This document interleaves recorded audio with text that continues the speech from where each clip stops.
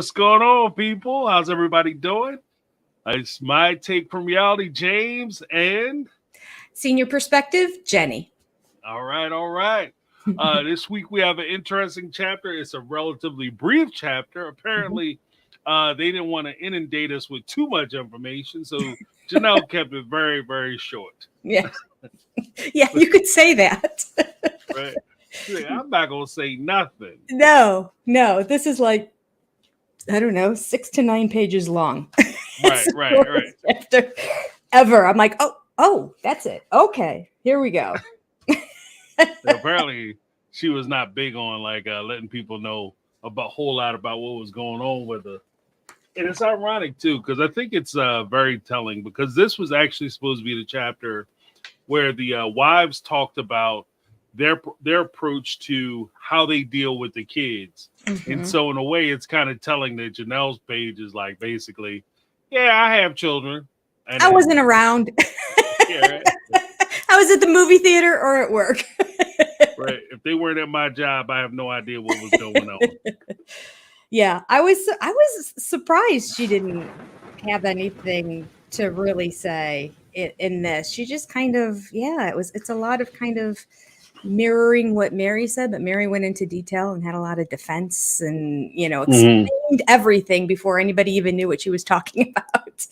And I really expected more from Janelle's than we got this week, but that's all right. We'll still have plenty to talk about, I'm sure. Right. So what was your overall take of this particular chapter? My overall take is that Janelle took a back seat for this chapter. Mm-hmm. I think she was poolside at the time. Right. And she was just getting her tan on, and she's like, I am over this book. I don't have a whole lot to say. I feel like she glossed over what was going on with the family, only gave one example, which is the same one that Meri gave, which is interesting, because I wonder if, and she didn't really diss Meri about it, so I don't know why Meri was so defensive. I thought with Meri's chapter being so defensive that Janelle would have a few more guns shooting in hers, but she didn't. Right. So maybe Meri's was addressing Christine a little bit more than Janelle, because Janelle, she just kind of, it was Janelle's personality. It was very laid back. It was very, this is how it is, and everything will work out, and just sweet and quiet, and not a whole lot of shots fired. Right. And I think that's one of the things that's interesting about, like, if you look at it from the perspective of how Meri addressed it as like this hyper dominant person who is extremely defensive, and the way Janelle addressed it, because I'm sure there are things that Janelle could say, particularly about how her kids were addressed and how her kids were talked to and dealt with. But like she says in the chapter, or at least I should say how she reiterated in the chapter, something she had said before, she doesn't like to create any drama. She doesn't like to create any difficulty, and she wants everything to be smoothed over. So this is her way of doing that, where she's not really coming out saying anything that's going to, rock the boat at all. She's not trying to upset anybody. She's taking it real low key and kind of trying to be as generous. I'll even say that. She's being extremely generous with how she interprets the other parents and the other parents' approach to her kids. Yeah. Whereas Meri was a little more, she was putting it on the line, I thought. Yeah, she was. And I don't think, I'd have to think back for a second. How could I not forget? It was only like 6 pages long. But I don't think she even addressed Robyn in it at all, did she? I mean, she kind of just sort of talked in general about how the family handled things. And there was a little bit of, even when she talked about a situation that is Meri, she said other wives, and she made it plural. So she didn't, we threw nobody under the bus. There was only one example, and it was the one that was in Meri's chapter, but Meri may have been writing about it in relation to Christine. So then Janelle felt like she needed to address it because it was her son, Logan, that we were talking about, but she didn't really, she's just sort of like, well, whatever.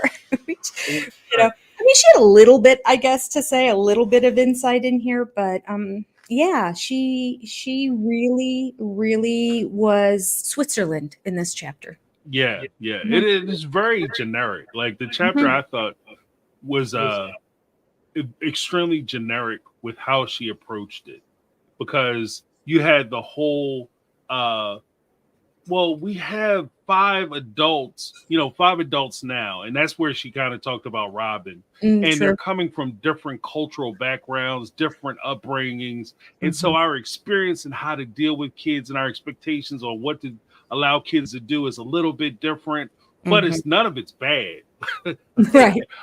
And I hate to tell you, like as a parent, like there are situations where you try to be open minded with different approaches, but there are some approaches you look at and be like, yeah, that doesn't work. Yeah. That's not a winning approach.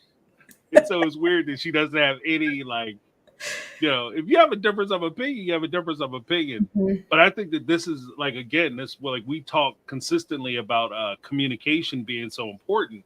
I think this is one of those areas where you have to have that conversation, particularly before you start having children, is beneficial. Like before Yeah. you start making babies with somebody, you might want to talk about how you plan on raising them, because Right. that'll be the source of a lot of headbutting and a lot of issues and late night conversations. Yeah. And this chapter also highlighted for me, I started thinking, this is the time that I guess I would like to have actually a Cody chapter on his Hmm. perspective, because it's like, where's the father in all of this? Right, The wives are right. struggling to figure it out, and I'm not sure they're doing a great job at it. And their philosophy, I don't think, is working really well for the family, in that you handle it, but then when you handle it in a way I don't like it, I'm going to not talk to you for many years. Right, Like it's just sort of like it's just not really working. And I feel like Cody may have just been completely hands off in the parenting, that he was just the fun guy, and intentionally, like that's all he wants to be, because that's like his maturity level. He just wants to hmm, play with them. He wants them to fawn over him. He wants to receive love. Um, but he's not really good at knowing how to give it or how to have structure in life. I mean, his life is chaos. So hmm. clearly, if he can't get his own person in order and understand how to get from point A to point B without like having his hair flying out and things coming out of the car and tires exploding, and like if we can't really get from one point to another, how can we expect him to raise 13 children? Right. So yeah, I think he just said, you guys are the experts. You guys have it. I'm just going to show up and sit in my chair and wait for my food to be prepared, and little kids can come sit on my lap and tell me how much they missed me and how much they love me. And I think that was Right. really his role, which is why I would have loved if he was forced to write a chapter about it. Because I'm like, so what do you think, Cody? I would love to know if he would just BS his way through the whole thing, or if he would just talk about what he saw the wives doing, or if he would just admit, listen, that wasn't my domain. Right. Didn't he say Right. he never changed a diaper? Didn't somebody say he never changed it? Christine, maybe? Wow. I They think said it. I think somebody said, Christine said Cody never changed a diaper. That Wow. wasn't his role. Mm. So if he's not going to change a diaper, he's not going to discipline him either. He's going to show up, Right. eat food, and play. Well, because I think that that's part of the issue too, is that there is a struggle that I think that Cody presents early on, where he tries to hold himself out as kind of this man's man, Mm-hmm. and using the traditional terms of masculinity and what men are supposed to contribute to a family, particularly to children. Mm-hmm. Then using that, especially when you do like the boilerplate uh, television version of washed out version of what you think families should look like, Mm-hmm. then the father has very little to do with the kids, because the children and child rearing is the mother's domain. Mm-hmm. So even with, the sad part with that is that it takes away a huge, it takes away a lot of responsibility from the father's shoulders, because he's not responsible for the children. Yeah. But it sees the children as a burden. And by seeing your kids as a burden, you miss out on a lot of opportunity and a lot of life fulfillment that you could obtain just by having kids in your life. So you're not a part of their life because, you don't want to be burdened by having them around, but you're also not given the gift of having them around, seeing that new perspective on life, seeing the world through young eyes as opposed to how you grew up and how you learned to accept the world. And that's one of the benefits of being around children, is that children have a fresh view of the world that we sometimes forget about because we pretend like, just my personal perspective. I think that a lot of folks will look back on the world, look at the world and say, when I was a young person, it was completely different. Children respected adults and all that, kind of thing. But it was the same way when we were kids. It's just that the world seemed like an exciting, amazing place because we were young people in that world. Yeah. And now that we've been around for a little while, we've gotten used to it. We've taken some things for granted, and maybe we become a little more jaded. One of the benefits of having children is that you get to experience that world through their eyes. You know what I mean? And just seeing how they explore it. And that's one of the sad parts about approaching it in a way from a male, from a guy's perspective as a father. If you miss out on that, you're missing out on more than just changing diapers and, talking to kids. And if your only job and your only role is discipline, then you're limiting your experiences with those kids because those kids only know you as the guy who comes around when it's extreme fun, time to do something really fun, or when there's trouble. Yeah. And so what does that really imprint on your kids? Yeah. And that's kind of sad on him if he never changed a diaper, then one, you were lacking as far as your partnership in that role, because to put it all for one person is ridiculous. Yeah. But two, you missed out on a lot with your kids.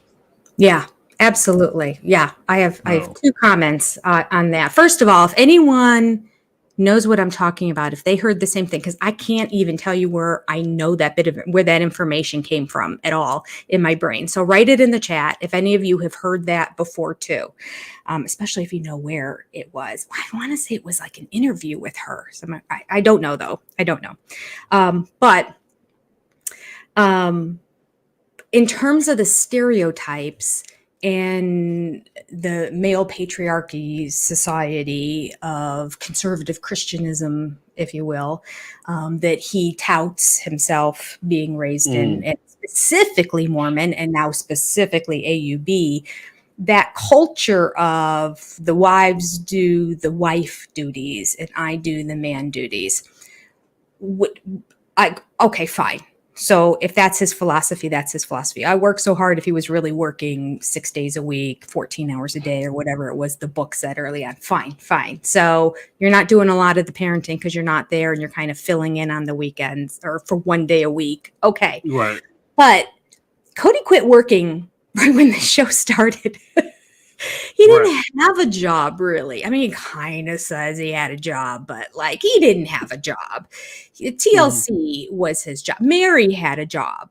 That was somebody who had a job. That was a job. And Janelle has a job. Like, and Christine got a job. Like they started hustling. And like, oh, okay, this is how it's going to work. The family fund goes to Robyn. So we're going to have to work if we want things for our kids. So they started finding whatever direct selling thing, whatever that they got involved in. So they were working. Robyn and Cody, really, since the show began, not much of anything. And so that's the most disappointing part about the fact that he's so hands off and he just kind of shows up whenever willy-nilly and doesn't really know what's going on. I'm like, what else are you doing to fill your time if you're not with your children? 16, 17, is it? 18 children. Well, 17 now, but was up to 18. Is that right? 18, yeah. We got up to 18 children at one point. And then of course they all started moving away. So the number started going down, but that was frustrating to me that, if he does think, well, that's not my role. Well, your role is also to be the provider. Right. Didn't do it. Right. Did a horrible job at it when you were trying to do it. Couldn't provide. Janelle was the provider, which is fine. I'm perfectly fine with it. But for him to then not take on more of an active role in the raising of the children, I mean, let's step aside and say maybe it's for the best. So in the long run, maybe the kids are all better for it. But just in the philosophical view of Cody kind of having this patriarchal idea of how his family should be, then that frustrates me. But I also have to say, as you were talking about him missing out because of seeing the world through child's eyes, just this week, I came across this little park. And my instant gut reaction was, oh, my kids would love this. Okay, my kids are in their 20s now. 2 of them are married. And I still instinctually want to take my kids to show them this cool place. Like, oh, this is a place we could have spent 3.5 hours with. I would have packed a lunch and they would have run here and they would have climbed on that and they would have done this and we would have taken this path and seen where it would have gone. And oh, they would have had the time of their lives. Like, we would love exploring new places around town and even outside of the town. And it just made me smile then. And I couldn't help but to smile as you were talking about that too, because it is so true. Like, the one part that I didn't realize until everyone says, oh, kids are better than anything. You love your pet. You have no idea until you have a child. And I'm, okay. I intellectually knew all that. I always worked with children, so I was familiar with them and that. But yes, having your own is very different. And that I would get just as hyped up and stoked to go someplace because I knew they were going to experience it for the first time, and just watching their joy and their eyes wide would bring me an incredible amount of joy. I remember the first time I took my son, this is now with, Instagram and Facebook photos, people are taking photos of themselves and of everything all the time. But back in the day, let's go back now a good 15 years ago, before there was any of that. Photos were standard. Here's the castle at Disney World. Here's the character at Disney World. Here's they were just sort of here are the places that we went to. And I remember consciously when I took my son, just my son and I, we went on a mom and me trip to Disney World when he was 5 years old. And I saw Disney in a way I'd never seen it before, because I'd gone twice before, but it was with my older girls, and they're only 18 months apart.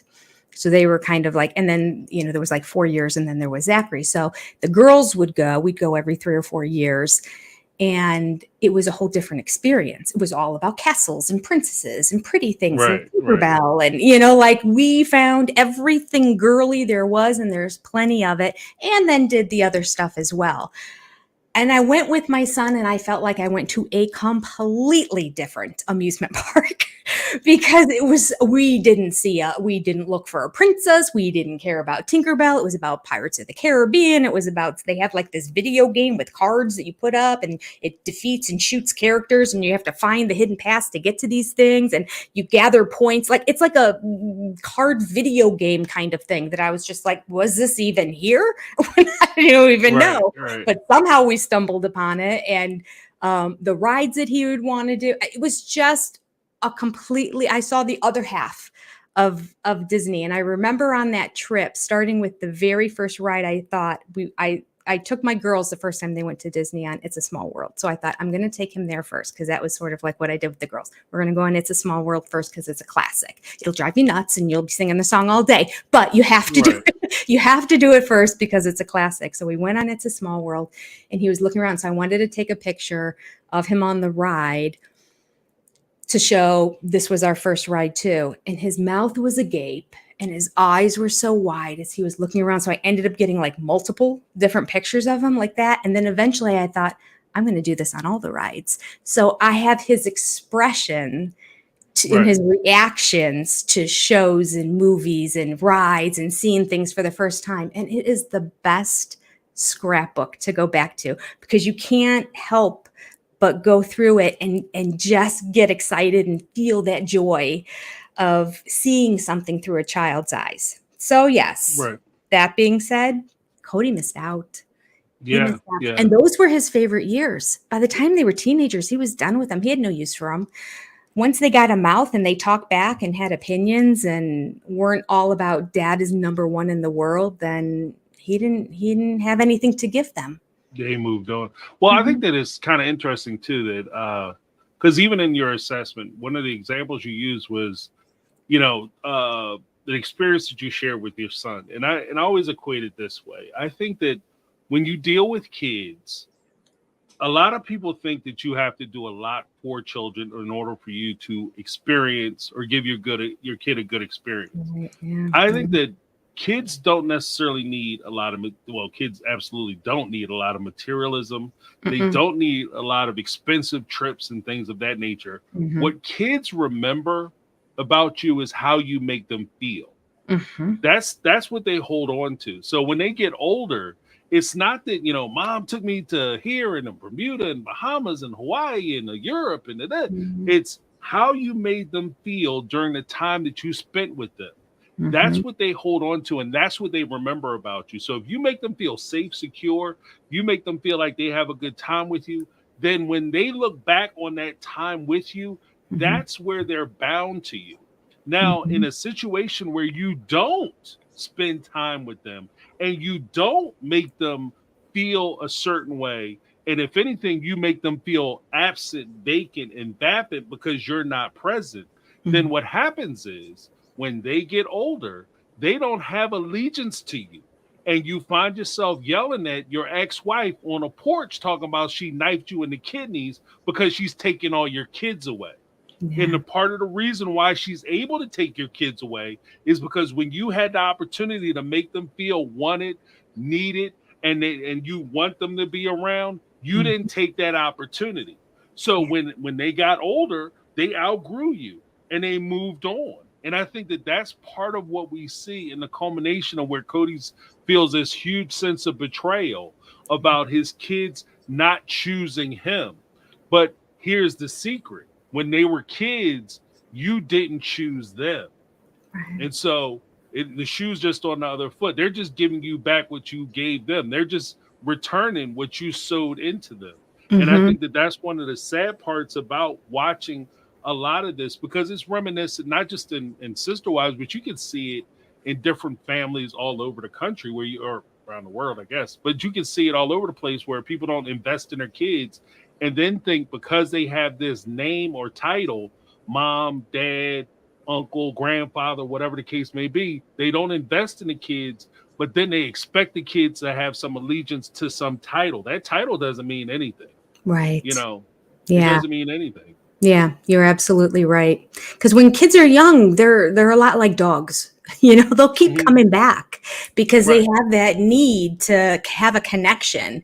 So whether you're giving it to them or not, if you're just smiling because you're receiving all the love and affection from them, then they're happy with that. Like, oh, all right, that's the best we can get. Then we'll take it because that's all we know.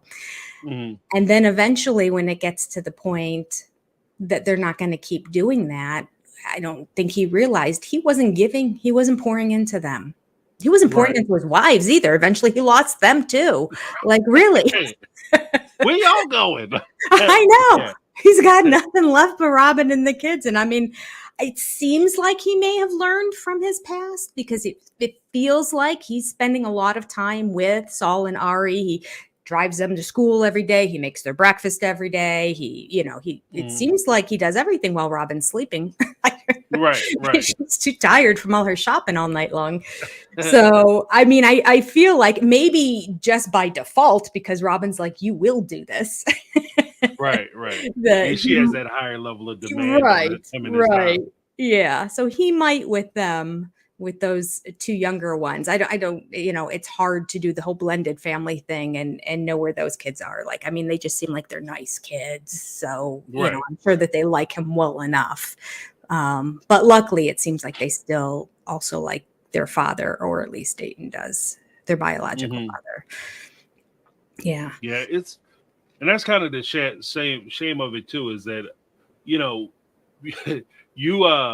part of what happens also is that you had struck something that kind of struck me, was that you said something that struck me. I don't know if I said that properly, but ultimately, when you look at it, as the kids are young, you are their experience. But as they get older and they start to experience more of life and their friends and even people that they start dating and they start interacting with their significant others in their family, and they say, wow, your dad is around a lot, or you're super involved with our kids in a way that my father was not involved with me. And that can cause like a, division and separation as well, because you realize that maybe the household that you grew up in and the life and lifestyle that you have, where you were saying that, wow, he's really involved.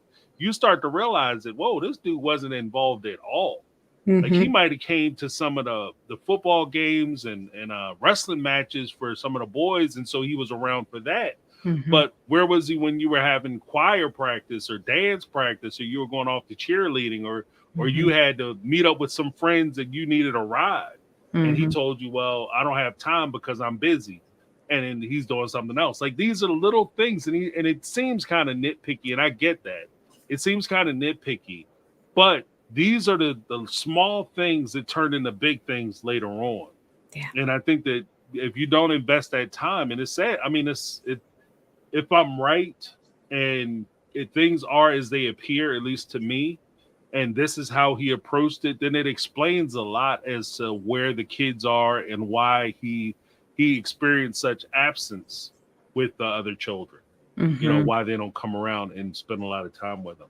Yeah. I heard recently that I've been really slacking. I do have a subscription to Mykelti's Patreon. It's just been a crazy couple like last month. And so I think it's been weeks before I clicked on it. But I heard somebody recently make reference to the fact that even she is no longer talking to Cody. So I have to catch up. I have to go back and start watching. So I can let the peoples know exactly what you said. But yeah, my understanding is she's going to go ahead and move to North Carolina with Maddie. And so that's bye Cody. Yeah, and she was kind of the last vestige, because she was on between her and Tony. They were defending Cody and Robyn and their relationship and everything that they had going on. Yeah. They were the ones who were constantly saying, like, oh, you don't understand everything that's going on. And even though my mom was, she's really popular on the internet, she had faults too, and she contributed to the downfall of the family as well. So they put a lot on Christine. Yeah. And, but it's interesting to see that what I always thought in that relationship is that, and I'm an outside person looking in, I don't know their day to day, but from what I saw, it's easy to contribute to a relationship like that as long as you're on their side.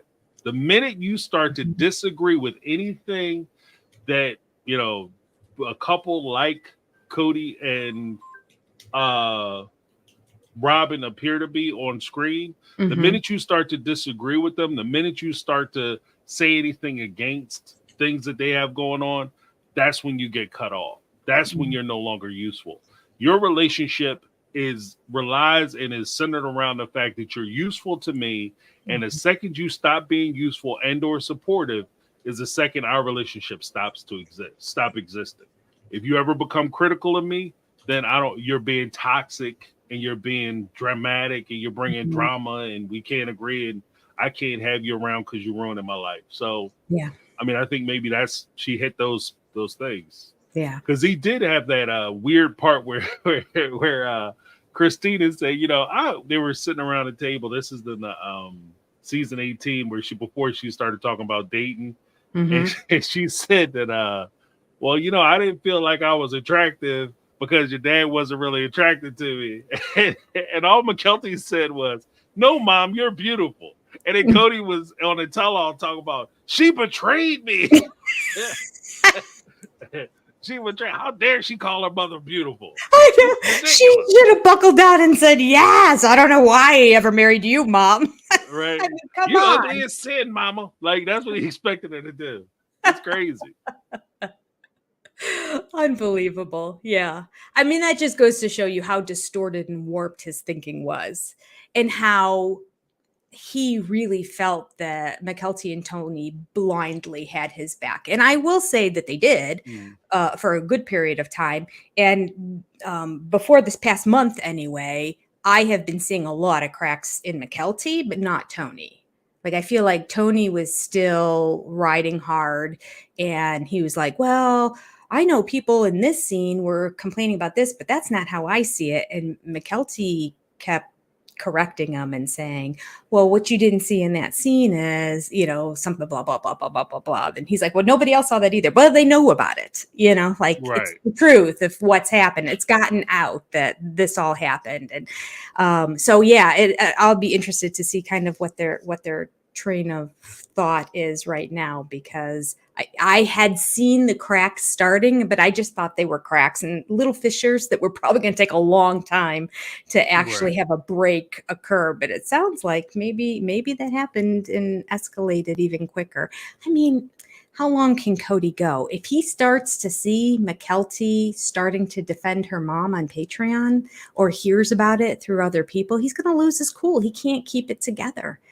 He expects blind loyalty. That's what he expected from his wife, like a patriarchal system of you do as I say, you fall in line with my will, and all will be okay. Yeah, and that's kind of sad too, because if that's like that kind of blind loyalty, I for one have never really been a fan of that kind of thing, just because like I'd rather have people be honest with me, because it helps. Like if you have a lot of people who are just, I mean, we talk about was that P. Diddy stuff. Like I was doing that for a little bit, and as things start to spark back up, I'll probably comment on it more. But half the problem with a lot of people who are in power, the biggest problem they have is they surround themselves with people who don't ever say, hey, we need to stop. This doesn't make any sense. We need to cut this out. This is not a good look, or whatever the case may be. And that's kind of where Cody is. Like, if you surround yourself with a bunch of people who are going to say that everything you did was okay, take the position that Tony had. Like, even though the whole dress gate was a terrible look, terrible look, you turn around and say, no, I don't see what the problem is. That was awesome what he did picking out the dress. No, you're not paying attention to what's going on. And he actually blamed them down the road. Can't believe that she made such a big deal out of that. How did she make that about her? It was a special moment for us. Like, twisted the story. I mean, that is a classic narcissistic trait right there.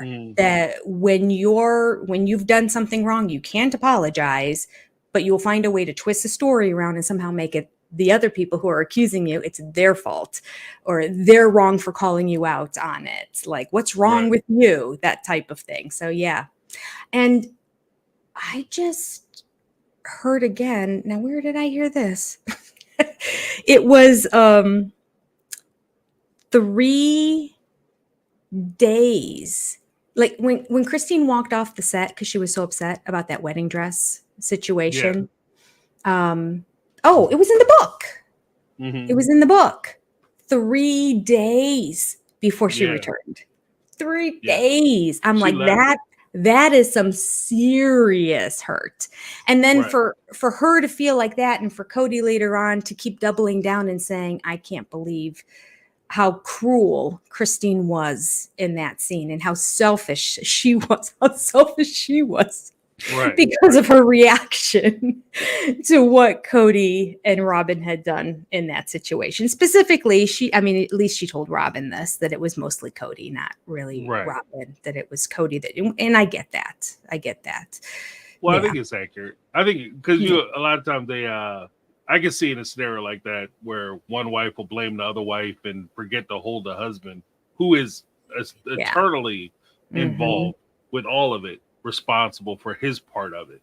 And there is a portion of that we can't forget, because there's so many layers to that whole Dressgate thing that just really rings out, and it kind of demands that we be honest about it. Like, it's not just about their union, especially if you're going to waste. If you tell me that it's just about you, and if I'm Christine and you tell me that this wedding is just about Cody and Robyn, then that's one thing you got to learn to deal with. You got to be able to handle it, and that's just the way it is. But if you invite me into it only to find out later that your invitation was a lie and a deception to try to call favor with me, then I'm going to have a problem with that. Like, you know what I mean? Like, you told this lie because you wanted me to trust you. Now, when I find out it's a lie and you're mad, now you're mad that I don't trust you. Like, are you crazy? Like, of course I don't trust you. I have more reason not to trust you. I didn't trust you before, but I damn sure don't trust you now. Right. You know? Yeah. So, yeah. It's bizarre on so many levels. And that would have to be, I mean, they had to have really pressed pause on their trust in Robyn as well in that situation for her to pretend like she was going to pick out the dress. I think the whole thing was planned. I don't think it was that she didn't find anything that day. And then magically she happened to find it the next day or whenever she went again. And Cody just happened to call while she was out. Right. And that's how, like, now they planned the whole thing. I don't even believe it. I think that whole thing is a lie. I think that they went in separate cars just in case they got caught. But it was all planned for them to go together. So for them to know that all went down pre-wedding, I mean, it has to make you think, well, how can we trust anything? And Christine said that at the end, like, I'll never be friends with Robyn because I can't trust her. Well, that was the very first thing that we saw. I mean, I don't know, there could be more, but as far as what we saw it happening pre-wedding, that she was already not going to be trustworthy in this relationship with everyone, and she was going to be hiding secrets and lying. Yeah. Well, because even with that, the first part is like I think that, like, as a kind of close that circle, I think they actually picked the dress. This is just my suspicion. I don't have anything to prove, but this is just what I suspect. I suspect that they had already picked the dress. Like, Cody and Robyn had already picked the dress. The dress was already in the box. It was already had. They knew what they were getting, and it was done. And then she went on the trip with the wives just to make them feel good about the situation and feel like they're being included. So you thought the dress was picked out before the wives? Right. Could be. Yeah, they already had it. It was already nailed down what they were getting, and then she just took them out and like, what do you think it is? What do you think of that? And it was just a good time. The issue with the distrust, though, is that if you look at it, essentially what the wives learned from that interaction right off the gate was that not only could Robyn try to keep a secret from them and be deceptive, she out and out lied to them. What they learned is that you lied to us. You're a liar. And so why would I trust you if you tell me that something is important to you, we go out and do the thing that you say is important, and I find out it's a lie, that it's not, it doesn't mean anything to you. Then everything that you say after that is suspect. That's what I mean. One of the things I always kind of tell my kids: character, honor, integrity, pride. Like with as far as character and integrity, the only thing that I ask my kids is that if you do something wrong, and everybody's going to do something wrong, have a reason why you did it, and understand that if you do anything like lie, cheat, steal, or anything of that nature, understand that you are trading your integrity for that thing. Make sure it's worth it, because once somebody sees that you are a liar or they stop trusting you, they don't trust you. Anything you say at that point becomes a question. So if you tell me up is up, then I have to question, well, does he know what down is? You know what I mean? Because I'm not sure, because I haven't experienced now that you're dishonest. So you want to make sure that before you start trading off your integrity, it's a dumb, and it seems silly, but trading your integrity for a dress and a dress experience, and that damages your relationship moving forward, then to me, it's a silly thing to do. It's a silly exchange. Like you didn't have to do it. If she decided that she was going to go pick the dress with Cody, what were the wives going to say? They would have said anything. Yeah. The only reason why they were mad was because you lied to them. Yep. That's the only reason they were mad. Absolutely.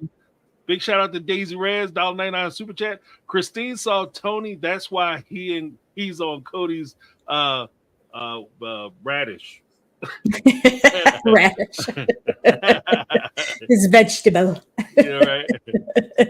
Thanks, Daisy. Thank you, Daisy. But that's I think that might be it too. And there could be other reasons as to why Tony likes, Cody and Christine, or Cody and Robyn, or cares for Robyn. But Mm, you just have to be, and this is kind of where integrity comes in too. If you're mm, fair with your observations, then your observations have credibility. If yeah. you just like Robyn more, so anything she does, you try to throw her some protection, then your credibility is shot. Mm-hmm. You know what I mean? Mm-hmm. Yeah. 100%. Yeah. I would have never been able to trust her after that. I really wouldn't. Especially the way that she was so stoic at that moment. She didn't even look like, you can tell she has been in situations where she just lied her way out of it in the past and got away with it. She was stealth like almost about it. She's Right. just like, that was just an experience. Like you could tell at first she was shocked at Cody. Like she was not Hmm. happy that Cody Right. spilled the beans. But then, boy, could she jump. She was quick to her feet to then say, I didn't want him to say anything to ruin the experience that we had as well as what I had with him. Those were both precious, like blah, blah, blah, blah, blah, blah, words, words, Right. words, words, words, to try to talk around it. But I was like, oh, that was quick off the cuff. Right. I Right. would not be able to do that. I'd be like, ooh, okay, you got me. Well, Like I that don't even know what to say. Like I yeah. am not good at lying, so I just don't do it. Right. Right. Well, I mean, but that's also one of the things that lying is one of those things that nobody's good at lying unless you practice it. And Hmm. so the fact that you have the ability to be able to turn it around so quick, Hmm. I don't want, like, it could lead to the fact that you're either hyper intelligent or you're just a dishonest person, Well, and you're true. trying to find that, you're Hmm. finding that crack to where you could, because all she did was she turned it around, then all of a sudden she's the victim Hmm. in this scenario. Like, what? Wait a minute, huh? Yeah. You went out lied to me. Now I should feel bad for you because you're crying more than I'm crying. Hmm. Hmm. That's a really good point because there's liars who are just really highly intellectual people and very good with words, and they can just come up with the story to go ahead and explain away anything. But then Mhm. there are liars who are just good at it because of practice. I mean, Right, anybody can be good at anything if they practice it, right? Didn't Jordan say he was terrible all through middle school at basketball, and right. then Middle school and high school. You got cut off middle his school high and high school school? team. Okay, there you go, and Uh, then look at him. So, right.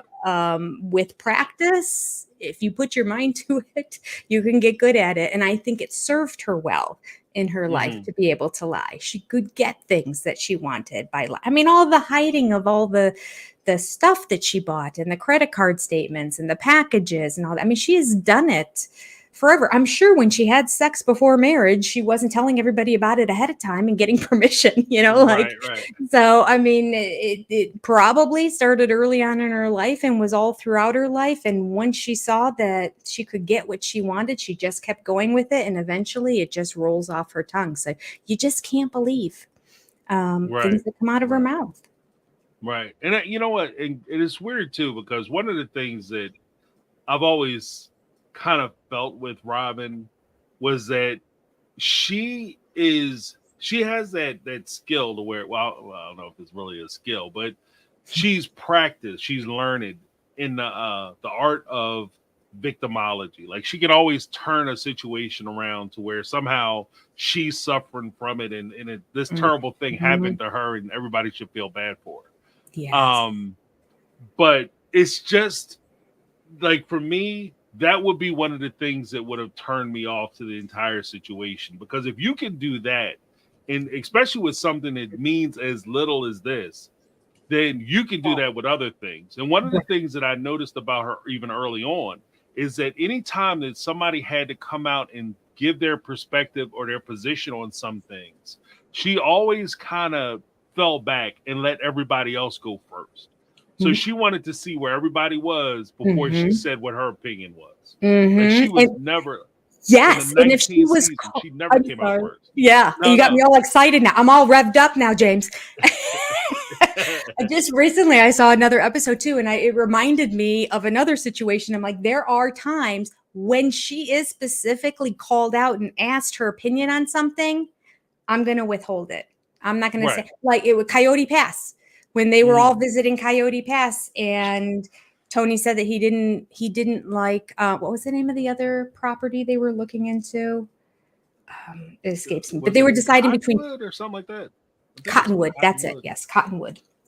So they were at Cottonwood, and people were saying they really enjoyed it and they liked all the trees and this is closer to town. And all of a sudden the ball started rolling that, ooh, Cottonwood is looking really good. And then Tony says, and I actually clipped this too, because I thought I'm going to do a video on this. Tony said, and I didn't even remember this. He said, yeah, I don't really like it. And they're like, and he goes, well, neither does Robyn, who's behind him, hiding behind the group. And she goes, what? No, what? I didn't say it. What are you talking about? He goes, well, you said you didn't like it either. And she's like, no. And then she goes, I don't know. I'm just going to reserve my thoughts until the very end. Like, so when she got called out to like, okay, speak your mind, still it was, no, I'm not going to do it. Because my MO is I am always the last to speak or I don't speak. And I just let what everyone else says ruminate kind of about the one house situation. Don't think she ever wanted the one house situation. You have never seen her say, I can't wait for us all to be in one house together. Right. Just never happened. It never happened. And so she just kind of sat back and thought, I'm just going to let it all work its way out. And I don't even think she was in Cody's ear at the time, because I think Cody really wanted the one house. And I don't think she did want the one house. So I think she just thought, if I just sit back long enough, we can let Christine fall on the sword in the very end. I'll just stay silent and not say much. And Meri was basically not saying much because she was in such an awkward situation after the catfishing thing too. And she didn't even really want to go.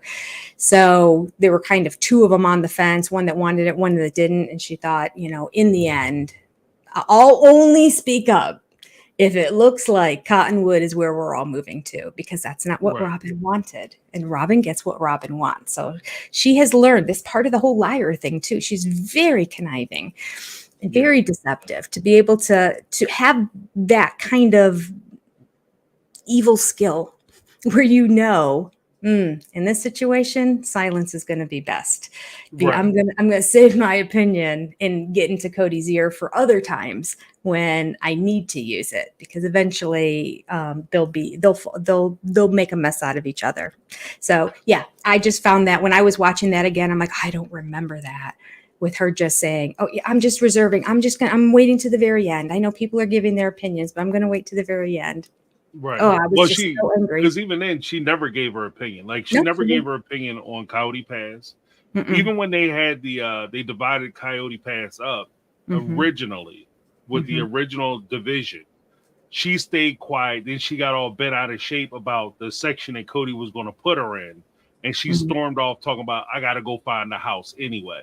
And that was at a point where she snapped at Meri, because Meri was saying that I never said that I wanted you to pick last and and then she snapped at Meri and said, well, I'm done. I'm walking off. Well, can I give you my perspective? No, not right now.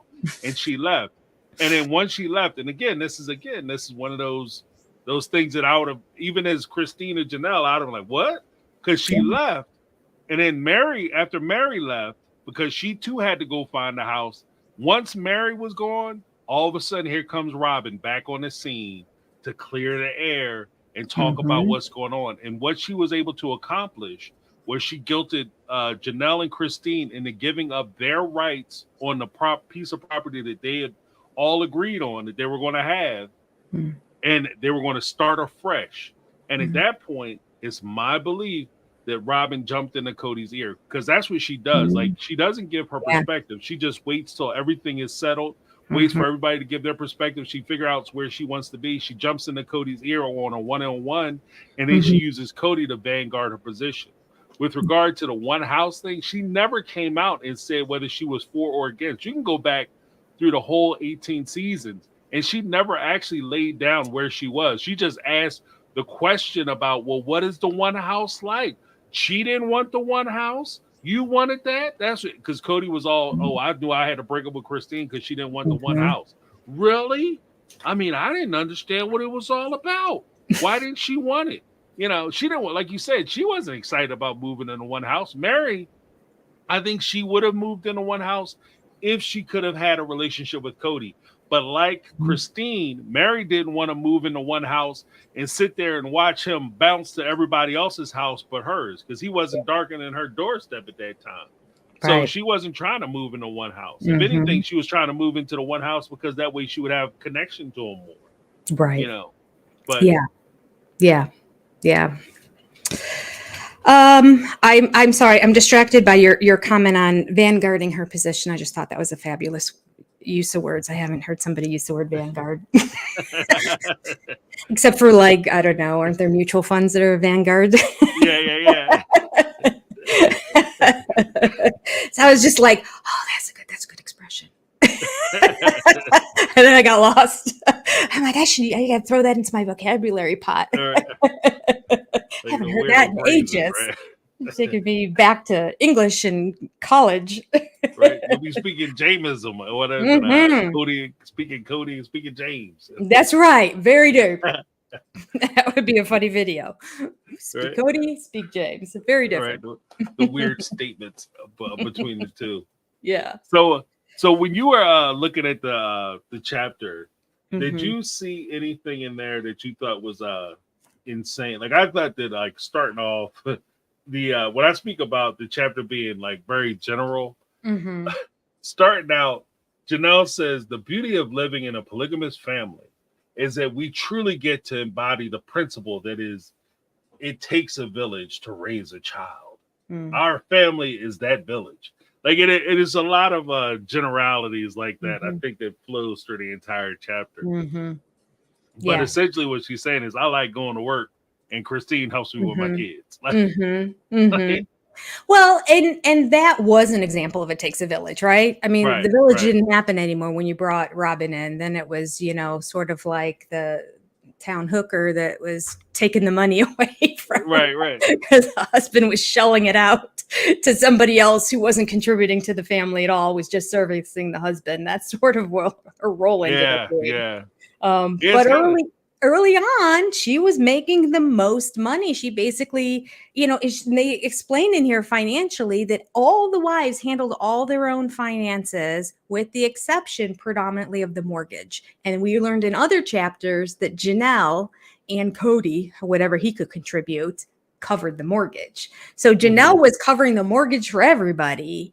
And then she was having her portion to pay all the rest of the bills, as everyone else had their own portions too. So she really was the one that was, and happy to do it. Happy to do it. She loved working. She was upset when she wasn't working. She was depressed when she wasn't working. She really, really enjoyed it. So in that situation, for that short period of time, BR, before Robyn, they really kind of were working in this "it takes a village" philosophy, because Christine was always very happy to stay home. She never wanted to work. She always wanted to raise the kids and be a homemaker. Janelle always wanted to work, and then Meri was just kind of there doing a little bit of both,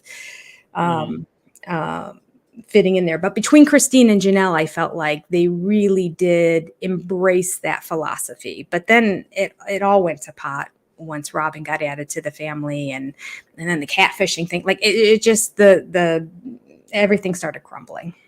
Right. Yeah. Well, because I think that it's interesting, because I think that Christine and Janelle actually made up a big portion of the family, because they actually had the most kids. And she even talks in the chapter about how the two of them would have to go out shopping together and share a lot of the bills with each other. Because they had so much of the responsibility, so much of the lion's share as far as the child care was concerned. So they had to work it out between the two of them, where even in that dynamic, Meri was kind of off to herself in some instances, taking care of her child, and Cody was off doing Cody. So you really had more of a team, in a weird way. It was kind of like, I guess in the traditional husband sense, if Janelle would have been the husband, the provider, and Christine would have been the homemaker, and then everybody else would have kind of filtered in to that. And I think that everybody contributed to the family. It's just that in this particular, because we're watching a family show, they were the family. And so it's even ironic from that perspective that Cody complains now, even still, that, oh, you took the family with you. Well, they were the family. Mm-hmm. Like, they were the kids' family. Like, Christine was the one watching them all the time. She's the one that was building relationships and memories with these kids. So it makes perfect sense to me that if something were to happen, that the kids would want to see Christine do well and have the best life possible. So I'm a little confused as to why Cody is confused. You know? Yeah. It's a very good question. Yeah. Yeah. I found that line interesting in there because I was like, oh, yeah, that's right. Meri talking about how she used her money separately because they like fresh vegetables and blah, blah, blah, blah, blah. Well, yeah, you have one child. They each had 6. And so the money was a little bit of a discrepancy there. Also, they needed to buy in bulk to be able to afford the food for 12 kids. Right. And then split it up that way. But I also found it interesting that Janelle said every day that she worked, Christine not only was watching her kids, but she was preparing dinner for them as well, which means she prepared dinner for Janelle as well too. So she definitely was the homemaker in the given situation, and Janelle and everybody ate, and she never mentioned that Meri was a part of it. And Meri said she had her own meal with Leon, but back then, she also said that Leon liked to spend a lot of time. You could go to any house at any time and they would welcome you to have a meal there. And so I think that happened a lot. Because all the siblings are eating together. And then there's Leon. So I think Meri had a lot of times where she was kind of by herself. So I found it interesting, especially with her having just one kid, that she didn't say, you know what, I got Mondays. Right. You all have a lot going on and you all are doing, you're working full time, you're raising all the kids and homeschooling them and doing all the shopping and all the cooking. I'll do Mondays. Monday will be my night. Everybody comes over and I've got dinner for y'all. It never happened. Never happened. Yeah. She never offered that. And so that was a little bit shocking to me. Well, I guess it's a little hard though, because according to Meri, she was cooking everything fresh. Whereas the other ladies were using more produced foods or the prepared foods. So they probably had heat 'em ups and stuff like that. So in Meri's house, it was fine dining because she could, like you said, she would go out. I'm sure she would go out. If you're buying fresh, you're not going out buying, chickens and chicken breasts and, 40 pounds of chicken breasts. You're buying like one pack of chicken breasts, and that's nowhere near enough food to even feed just Janelle's kids or just Christine's kids. Right. So you're preparing, like these guys are basically running a cafeteria. Christine was running a cafeteria. If you want to keep it all the way a stack, like she was taking care of 12 kids, or I guess at the time it would have been 11 kids. But that's a lot of children to feed. And then you have to feed yourself and you have to feed anybody else who wants to swing by the house. Because apparently Cody was stopping by her house to eat too. So, I'm feeding the whole brood. So I gotta go get hit the BJ's or the Costco or the Sam's Club or whatever. Big warehouse store. I can't just go to the little supermarket or Whole Foods. And I find it interesting too that part of her shopping, and she cut coupons. You showed the coupons that she had, and she was doing everything to save as much money as possible. So buying in bulk, doing the stuff, and then they had the food pantry, of course. So when large cans of beans went on sale, they bought 5 of them, or they bought and they stored it into the pantry. And then in the interview that one time, she's like, but then all of a sudden we were out of sugar one day. And Meri goes, I'm sorry, I was the one that took the last of the sugar. And I'm like, of all people, we eat all healthy at our house and that, but I'll go sneaking over in the dead of night into the pantry and steal the sugar and bake cookies when no one's paying attention. Right. Gotta make the sugar cakes. Somebody has some sugar cookies. Yes. Yeah. She never really strikes me as the healthiest person. So I don't know if I'm buying the whole we eat organic and all fresh fruits and vegetables. And Cody doesn't know what to eat when he comes over here because we don't have anything. Like, no. We don't have anything quick, right? Yeah. And I would also say that Christine, of course, learned to, cook for a vast number of people, like, as you said, cafeteria style.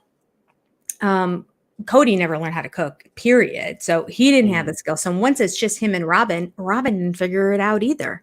And she had Truly's birthday party. There was not enough chicken for everyone to have one chicken breast.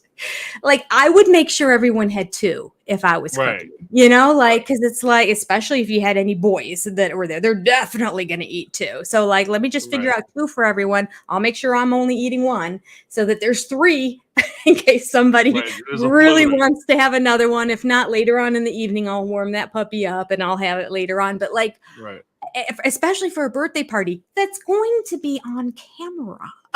I mean, you got to remember, she knew that the crews were going to be there and they did not buy enough chicken, which then goes to the conspiracy theory of maybe she was never planning on it being a birthday party, didn't think about it. They suddenly realized, oh, she's here this weekend and her birthday was this past week, or her birthday's coming up this next week. We really should do something. And she just pulled something out of the refrigerator and said, let's call it a party. And served what she had, and then realized, well, shoot, we don't have enough for everybody who's here. I don't know how many times those older kids would go to I don't know if they ever did, really, but I don't know how often the kids would go to Robyn's house to eat. Like they said, they could go to Janelle's or Christine's house. Like, I just don't see her having. Everything's a big deal, she just can't handle life. And to spontaneously be dropped in by like an additional 4 kids, say, that are like, we're going to have dinner here this evening. I mean, it would give me anxiety. It would have to be like, you have to have a new way of thinking, and you have to have your freezer and your refrigerator and your pantry and your life structured so that if all of a sudden there's more kids like this, okay, I only have 6 chicken breasts, so we're going to cut these in half and we're going to add this and we're going to do this. Everyone's going to get a half because we're also going to have rigatoni and we're going to have this, these vegetables and all that. And so we'll cut up the chicken breasts into pieces and mix it up with the pasta, and no one will be the wiser. Like, you have to be able to think a couple steps ahead. And I don't think she had that experience really doing that. I just don't think they went out to hang out at Robyn's house very often. Well, here's something that just occurred to me. Like, if you like, because I understand, like, if you all of a sudden you had a spontaneous party, you might not be planning enough food for all the attendees. But it didn't really hit me till just now. You knew they were coming over, though. You know what I mean? You knew they were coming. So if they're coming, you got to feed them. So it's not really a thing where you can say, I didn't know we were having a party, so I only bought 4 pieces of chicken. Like, if you know they're coming, you have to have food for them when they get there. So you could dress anything up as a birthday party, just roll the cake out. You know what I mean? You go to hit the supermarket, get the birthday cake, and anything could be the birthday meal. But you would have to feed them. So it kind of begs the question, and maybe she didn't realize they were coming. Yeah. And she wasn't ready for the visit. And if that's the case, then how in tune are you towards these visits, and how often do these visits actually occur? Because I couldn't imagine, like, my whole thing is like, if anything, with my upbringing, my mom and my dad always had the position that nobody should go hungry when they come to your house. Like, so if your kids are there, you can take as much as you want, just eat all you take. And if anything, I would hazard having, especially if I had people over, I would hazard having leftovers and something for somebody to say, I'd rather have too much food and we just put it in, the Tupperware, put it in a refrigerator, and then people can come down and hit it. They want to get that. Oh, that was good. So you want to come down and hit that microwave or whatever, heat it up or whatever. I would be more along those lines. Like, I'd rather people come over and leave full than people come over and then have to stop off somewhere to get something to eat because we didn't have enough of something. So, like, that would bother me. Like, if anything, I would be mortified if I had people over my house and I'm celebrating a birthday and I'm like entree portions short. on the meal, I would be mortified. I was like, oh my God, I Yes. look terrible. This is horrible. You know, The worst. The worst. I'd want to crawl under a rock. right. Absolute worst. Yeah, I could never. I well over prepare always, Right, because that's right. always my biggest fear also, that not only is there not enough food, but like I want people to leave full. Like I want them to be Right. satisfied. I want them to, like, Right. if they're like, "Ooh, that was really good. Is there more?" I don't want to have to say, "No, that was it. We had one for everybody," you know? So, yeah, Right. I'll You just err gotta on cut the one of them in half. Then you gotta just share it. If anything, I'm more like, especially when we have like holidays and stuff. I have the little containers, so I make Mhm. enough food where you could take home food. Like, so you Mhm. come in, you eat, you can take some food home with you, have a Mhm. good time. If you like it, you know, if you like it, I love it. I if I want something, like I like something I really made, I make enough of it to where people can take it home, and I just have little hideout check for myself, Yeah. little cut off for myself. If it, you know, if I'm that pressed about it, but Mhm. no. But even then, if they go through the food that I have laid out, I just break out my, I break out my head supply, and then I'll just start doling that out. But I would be terrified, and if anything, I would just say I'm not eating. Right. Oh, If I didn't have absolutely. enough, I would be like, "Oh, I was eating while I was cooking this. I'm really right? full. You guys go. I'll All right, sit with you and we'll visit." But like, yeah, right, you go. right, Even if I'm starving, I would right. not. Stomach ripping, Yes. Yes, I would you know. not. Yeah, I would like have up in the bedroom like a bag of chips or something that I would run up and Right, like, so my stomach's not growling. Like, okay, I'll be good until after they leave, and right, then I'll like. But listen, how hard would it have been to call up a pizza place and have them deliver 3 pizzas? right, Done. They didn't even need the chicken. And I mean, right. I don't know. And I heard Truly is a vegetarian too. I don't know if that's true, but if it Hmm. is true, what an odd thing to serve for that child's birthday Right, party. The right, food that she can't eat. right, I don't know what she ended up eating while she was there. Maybe a bowl of cereal with Saul. I think Saul was eating a bowl of cereal. right, right. Um, Well, I maybe mean, maybe even then, like, because what you just said, like, if you have a vegetarian swing through, pizza, pizza, done. right, Everybody right. will eat it. A Everybody cheese loves pizza, pizza. Then you don't have to right, think about which toppings on the vegetarian. Don't even cheese. right, right. Done. If you want that tomato pie, we can get that for you. Yeah, Mhm. but yeah, Mhm. I agree, I agree. And that way, you Ridiculous. just would have been done. She would have at least enjoyed her meal. Usually, for the birthday person, they get the meal that they want. So, Yes.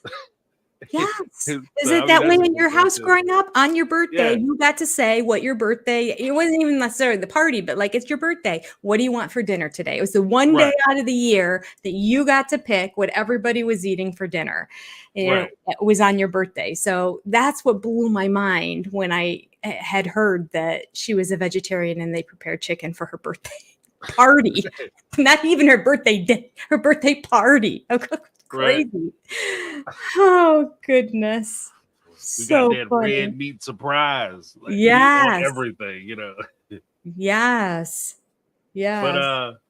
what did you think about like the because the next portion where Janelle was talking about in the beginning when she had Logan and how Mhm. everybody kind of focused on Logan, and I thought that was an interesting like little thing because not to get into it too deep, Mhm. but she talked about how their approaches to children Mhm. prior to having their own kids and then how they approach kids after they had their own kids. And I found like I sniggled at that a little bit, sniggled and giggled, Yeah. because I think that there's always kind of a dichotomy where you have somebody who doesn't have kids and they Mhm. tell like the person who has children, like, you should be doing this and you should be doing that. And like, Mhm. you have no idea Mhm. what's going on here. You're like, you have Mhm. no idea. There's a power struggle that you just don't see. Yeah. They're small, but they're mighty. Right. And I'm trying not to see too much ground. Like, like I'm old and I'm tired. I'm trying not to lose. But I think that that's always like an interesting thing because when the because there's expectations, and I think that that's one of the things that both Meri and Janelle talked about, as far as like the furniture and how you treat the furniture and all that. Because they kind of talked about the furniture too. She talked about a little bit about the approach to them not crawling up on furniture and how she was okay with it. She didn't go after Meri about it, but she just said that I think that they should get to learn and explore their bodies, learn their dynamics, as long as they're being safe. You know, have at it, do your thing. And I'm kind of in the middle. Like, I don't tear my house up, but I don't want them to feel like it's a museum either. You know? Yeah. Well, and having that many boys, like my girls would jump on the couch, but you know, they would have like one hand on the back, or you know, like they would never even fall off in that because they were very girly. My son was a little bit more adventurous, but not to the point that he really fell off of things that way. So you kind of got to know your children. I mean, they had a lot of boys, so I could see that the rambunctiousness may have gotten to a level that was a little crazy at given times. But the interesting thing is the reason why Meri's chapter may be so long is that, as we mentioned before, they all wrote their things. They all got to read each other's things, and then they got to finalize their own. So they basically had an opportunity to respond to stories that were being said by other people. And I believe that this very kind of benign story about the fact that the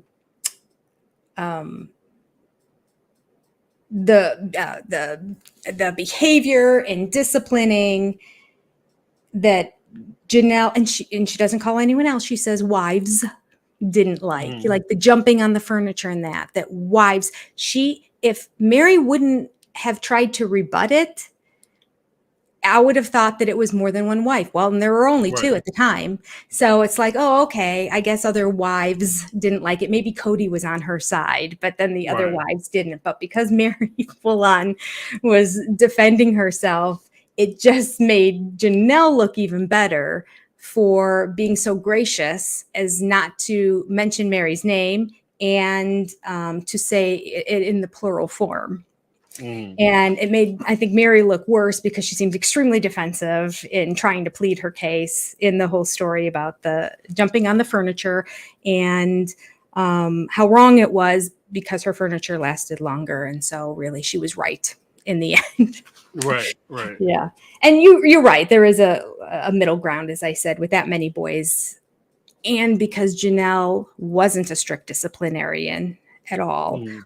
They probably did take it to a level they shouldn't have. But I don't believe this story kind of starts off, we're talking about Logan. Like, I mean, it wasn't Hunter or Garrison or, you know, like somebody that you would think, or Peyton or somebody you would picture as, oh yeah, they were a really rambunctious kid. It was Logan. He was probably just a typical boy exploring his world. And as Janelle said, he was the first. So poor Logan couldn't do anything when Meri was around. Like, it was like, don't do that, don't do that, don't do that, don't do that. And then after she had a child and Christine had a child, then everyone was kind of like, all right, we're going to like ease up a little bit. I did also find it interesting that she specifically said that mothers are well within their rights to correct any behavior that they see when they're the ones that are watching the children. But she adds, with a scolding. And then she said, I feel that a transgression that requires anything more than scolding is something for the individual mother and Cody to handle. And I 100% agree with that. And then as I was reading that, it made me then think, was there more that Meri was doing early on, since it was such, you know, I mean, it could just be, I mean, she's a forceful voice and she's a loud voice and she can come across very aggressive. And I would think my interpretation of it, just picturing my kids and who they responded to when they were younger, and that, because I never had to raise my voice, I just didn't. And so they learned they just learned that there were always consequences. I didn't need to raise my voice. If I said, if you do this, then this is going to be your consequence. But here's your other choice. You can do this. And if they choose to do the thing they weren't supposed to do, I'm like, I'm sorry. It's very easy. We have to do the consequence now. As long as you're consistent and you always follow through, you don't have to go screaming and yelling and being a fool. So I think that it was interesting to me in this situation, and it made me wonder, is it just that Meri was that loud, forceful voice that they weren't used to? Because Janelle is not that. So they interpreted it, although we are talking about Mykelti, who's really Christine's daughter. Right. Although I don't see Christine really as a yeller either. I mean, she's louder and all that. But I just want to know the story behind what went down that was so significant that it was the absolute end to the relationship between Christine and Meri, who were friends and pals prior to that big argument. That was it. It was the straw that broke the camel's back, and they never came back from it. And Mykelti to this day holds contempt for her and says that she would never be friends with Meri. What? I mean, I almost hope it's a significant thing, because if she's making this mountain out of a molehill, I feel horrible for Meri. I really do. If it's just that she was loud and that she was, had an aggressive voice, which is not the way the other women did it, and so it was scary to them at times, yeah, it's not great. But Christine admits she wasn't speaking up and defending her kids for a long time. And then it all came to a head and she exploded. And did she come to a head and exploded because it got physical? Or she did something in terms of maybe not even physical, but like sit in the closet for 10 minutes until you think about it in the dark and they're scared of the dark, or, like something like that, that's beyond just your general verbal reprimanding, and something that should have been handled by an individual parent who would do it in love because it's their child. So they see them through different eyes, and they know them differently. I don't know. I would love to know. I think that's the one thing we're never going to know. Right. Well, because what's the name? Mykelti had hinted that she would come out after the show was over and talk about what happened. You think she will, though? I don't know if she will. She's full of, she also said she knew when the season premiere was after that. And I'm so glad my video then said, though, I don't know. She's implying, and she put her finger on her nose, and that means right answer. And then somebody later on said, what does put your finger on your nose mean? It means right answer. And she said it so definitively, like, I have information, but I can't really share. Like, I don't know if she just made that whole thing up. So now I don't know if I can trust the things that she says. I think sometimes she is brutally honest, which is great. And you see the non-filter, I'm just going to say it the way it is. And at the same time, she's got this other side of her personality where she will withhold information or kind of talk around things or make up excuses for people that isn't brutally honest. That, unless she's just all mixed up in her own head and she thinks it's honest because she's just naive enough that she was believing Robyn and Cody and their them caring about her and them being wronged, and she just bought it hook, line, and sinker. I honestly think she just liked to be in that position. I think she enjoyed being the bridge in the family, because it was sort of a power position for her until it got old. And so now she's sort of... There's always a point too where you're the bridge, but if nobody wants to cross it, there's no point for the bridge. And if you're a person who likes to be the center of attention, then the fact that nobody wants to cross that bridge anymore or make that effort, and it doesn't really play a role, then you lose interest in that position. And you lose the love from both sides. Right. Because this side knows that you have 1 foot over here, and this side knows you have 1 foot over here. So neither of them are really trusting you. Neither of them are really sharing their intimate thoughts and feelings, because they don't know if you're going to go running to the other side and sharing that information. So by her severing with Robyn and Cody, then her siblings can say, okay, now we can be authentic when we're around you. Right. But I also think that I think that Janelle might have gave some of it away, because she said that she made a specific point of saying that you can't get physical. And I think that that part of it may be where Meri and Christine might have fell out, is because if she, and this is one of the complications with somebody being allowed to use corporal punishment on somebody else's child, is that if you don't, like, you just don't have, you might not have the breaks that are necessary in order for you to be able to do that type of punishment. It's because it's one of those, like, that's really one of the tool that should be rarely, if ever, used, because there are so many other options that you have. If you build your, that also depends on how you do your parenting.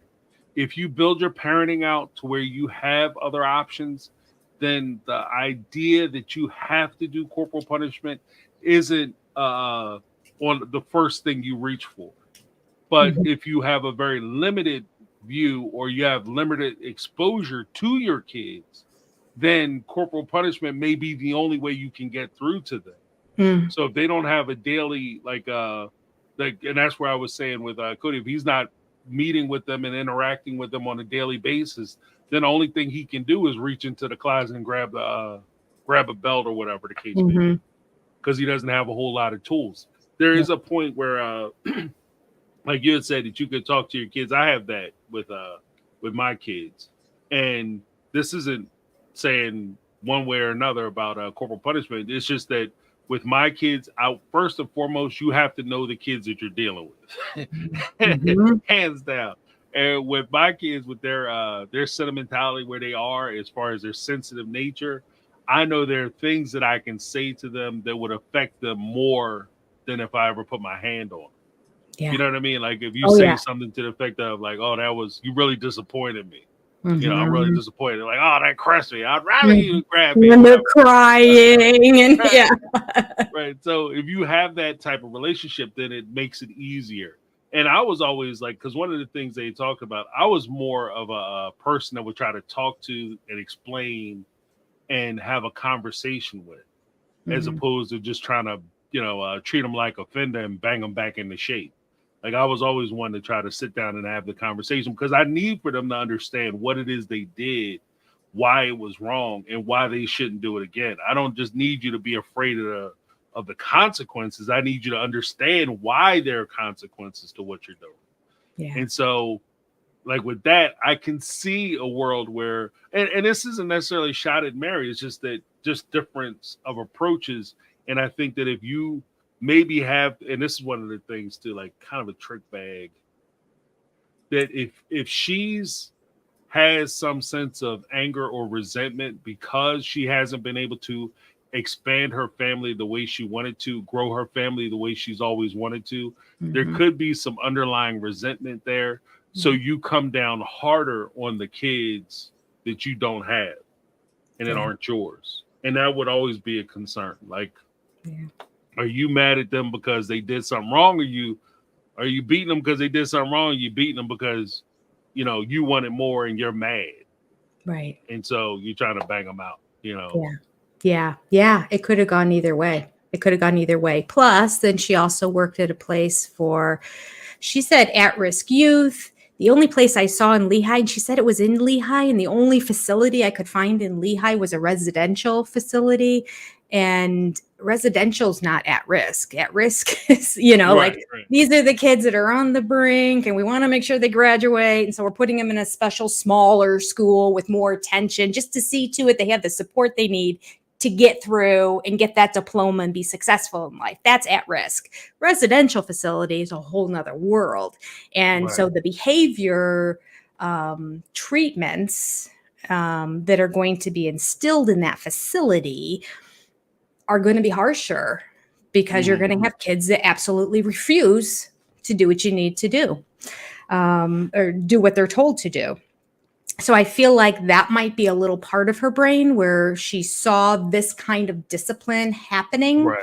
And then paired with the notion of, well, look at all these kids that they're having, and I only have my one. And so there's that little bit of resentment, but, so she'll kind of push her authority forward a little bit in that given situation. There could have been a lot of factors at play, but it seems pretty clear she overstepped her boundaries in one way or another, whatever the intent or the reason was behind it. Right. And I think that's a good point too, is just the idea that, sometimes you encounter that with professionals, as they say. Like you have the mentality, or at least the idea, that because this is what I see when I'm at work. I see what can happen when kids go down a certain path and they don't have a certain direction. They lack discipline, and they can turn out like this. And the problem with that is you're dealing with the extreme cases and the horror stories of what could happen if certain things aren't in place for a child. But that doesn't necessarily mean that every child who doesn't have this particular type of structure is going to turn out that way. And so even giving Meri a certain level of grace, if I'm correct as far as her involvement with troubled youth, that she may have taken her position as a troubled youth counselor or whatever to the extreme and tried to implement that into her home life to protect her kids from falling down that thing. One of the things I would always be very hesitant about is you have to understand the kids that you're dealing with.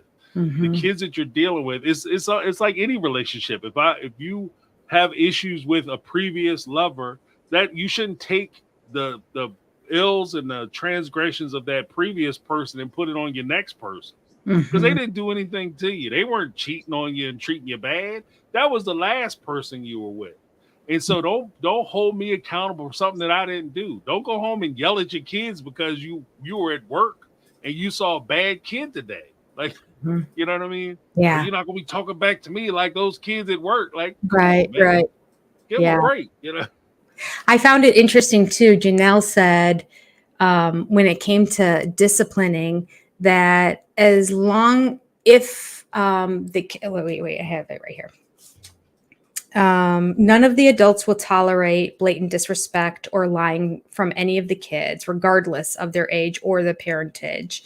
When either of these happen, I feel completely comfortable stepping in and asserting myself. She writes, I will also intervene when any of our children ignores his or her own mother's instructions. I have no problem acting as a secondary enforcer. So the child knows the mother is to be taken seriously. This is, I found it very interesting because I wonder if this was also a nod to the story of Meri talking about how she was upset. Like, I wonder if she read this and thought, oh, you didn't have my back when I was yelling at the kids. But what Janelle wrote was, I will also intervene when any of the children ignores his or her mother's instructions. Those kids were not ignoring Meri. And Peyton looked like he was going to cry during that. Maybe it was just a hot day. I don't know. His face was all red. And I don't know who was all involved, and the cameras didn't quite catch the whole thing. So there were some boys there, but because Peyton was kind of foreground in the camera, I felt like he was part of the person that was making fun of or teasing Robyn's girls. And they shaped up, and Meri was so upset that they didn't double down and have her back in that. I'm like, well, have your back for what? You were handling it. Like, you didn't need backup. Everything was fine. They were listening to you. It was all good. That would have been the wrong thing to do, to have the wives like go, yeah, Peyton. Work with you, like she was handling it. And then Christine would have talked to Peyton later on in the day. And so I think it went down the way it should have gone down, with the exception of Christine was not happy how it went down because she thought Meri was out of line with reprimanding and disciplining him in front of everybody in that given situation. Now that I don't know. I don't know what their rules are in terms of, as the kids got older, scolding them in front of the other ones. I don't know. I don't know. She thought that Meri was being harsh in that situation. She was angry for sure, but I don't know. Maybe it was justified. I don't know if they were just teasing in terms of words or if they were like physically picking on her. To me, those are kind of two different levels of teasing. So not knowing exactly what happened, I really can't intellectually comment on it. But I found that very interesting when she wrote that, because it made me think of the Meri story. And I'm like, oh, see, now we have two different situations here. Meri really wants her back supported no matter what.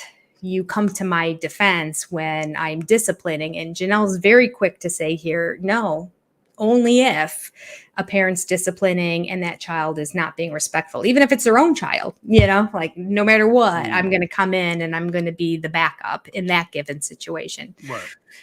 Anyway, I don't know if that's what she was addressing specifically, because you have to read between the lines in this book. But if that was the story that she was referring to as she was sharing about that, it was the story that came to my mind when I was reading it. I thought that was an interesting way for Janelle to explain why she didn't come running to Meri's defense. Right. Yeah. Well, because I think that there's a point where, like, first, with regard to how you support somebody, I think that there is definitely a point, like, especially when you're co-parenting, your initial feeling may be to fly in and support the person who you're co-parenting with. But sometimes the biggest support you can give them is for you to fall back and allow them to stand on their own authority. So in that particular case, if you're in there handling it, what does it look like if I jump in there and say, yeah, by the way, let me step on what she's saying, because you guys need to understand that I'm upset. It should be enough that you're upset and you're talking to her. If you are on even keel and you have just as much power as I do, then I don't have to come in there and jump in and start tagging them too, because you got it. There's also a point where I can see where Christine maybe has an issue. And again, I'm kind of where you are. I'm just kind of throwing this out as a possibility. I can see there being an issue, because one of the things I keep hitting on, I guess, in this conversation, it seems like I'm tagging a lot, is that you have to understand your child. And understanding your child, even though your child may do something wrong, yelling at one kid in front of their siblings or friends can have different effects than if you yell at another kid doing the same thing, same circumstances. Some kids are more receptive if you pull them aside and you have that one-on-one conversation with them, because they have, maybe their self-esteem is a little lower. Maybe part of the reason they're doing it is because they're suffering from some type of insecurity. You yelling at them in front of the other kids and making them feel more insecure is only encouraging further bad behavior or future bad behavior. So you have to be able to make those kind of judgment calls in that situation. And that actually is a place where I, as a parent, may step in and say, you know what, from this point forward, I don't need you talking to my kid, because you can't discern which one is which. If you can't tell which way the water is going, then you don't need to do it. Because a big thing, especially when I was a kid, and even as I apply my type of parenting, I guess, I don't know what you call it, but the way I do it is that if you don't have time to discipline your kids properly, then you don't do it. If you don't have time to do it right, don't do it. If you can't sit down and address them the way they need to be addressed, you stop with it. Obviously, if something's going on, you stop what it is, especially if it's dangerous. Obviously, you stop it. But as far as you sitting there yelling, hooping, and hollering, and especially before you even consider putting your hands on somebody, make sure that you have time to explain to them what they did wrong, because that's more important, because you want to correct the behavior, not just punish bad behavior, but you want to correct the behavior moving forward. And just embarrassing them, yelling at them, and having a bunch of parents hoop and holler at them is more bullying than it is parenting. And that's where I would kind of, if that's what happened, then that's where I would kind of see Christine's point. Yeah. I agree with you, James. I would have lost my cool if I were Christine. Yep.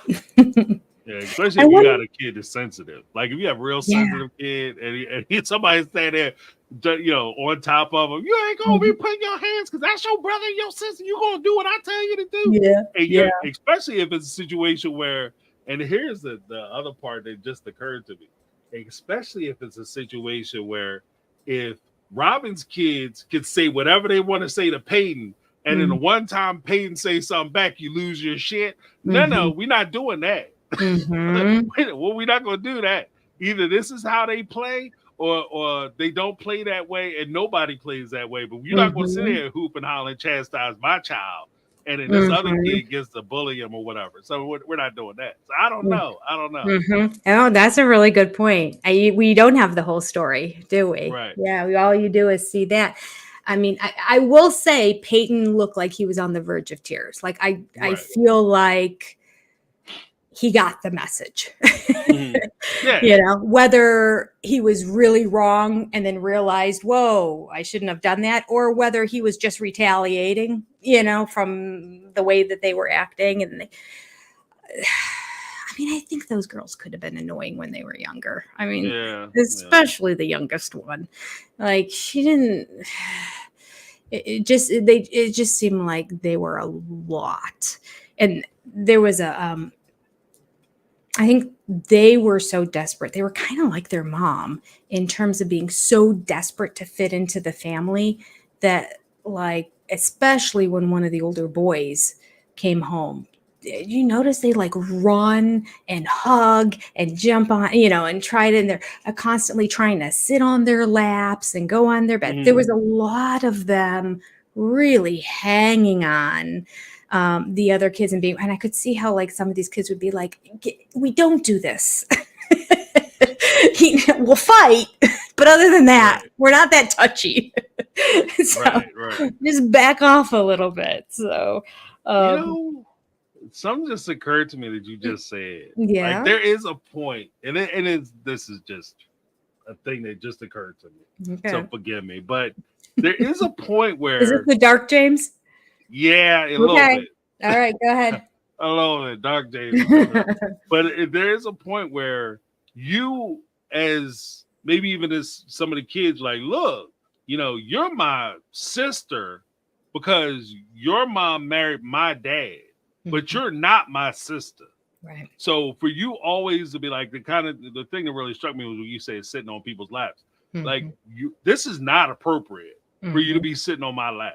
This is not appropriate for you to be hanging off my back and hanging off of me and always touching on me, because we, even though we're related, because, you know, we are family, but we are not related. So we need to keep that clear, like, you know, respect each other's boundaries. And I, you know, because it was, I don't know. Like, I know everybody tries to pretend like once you blend families, everybody is blended, but, you know. Yeah.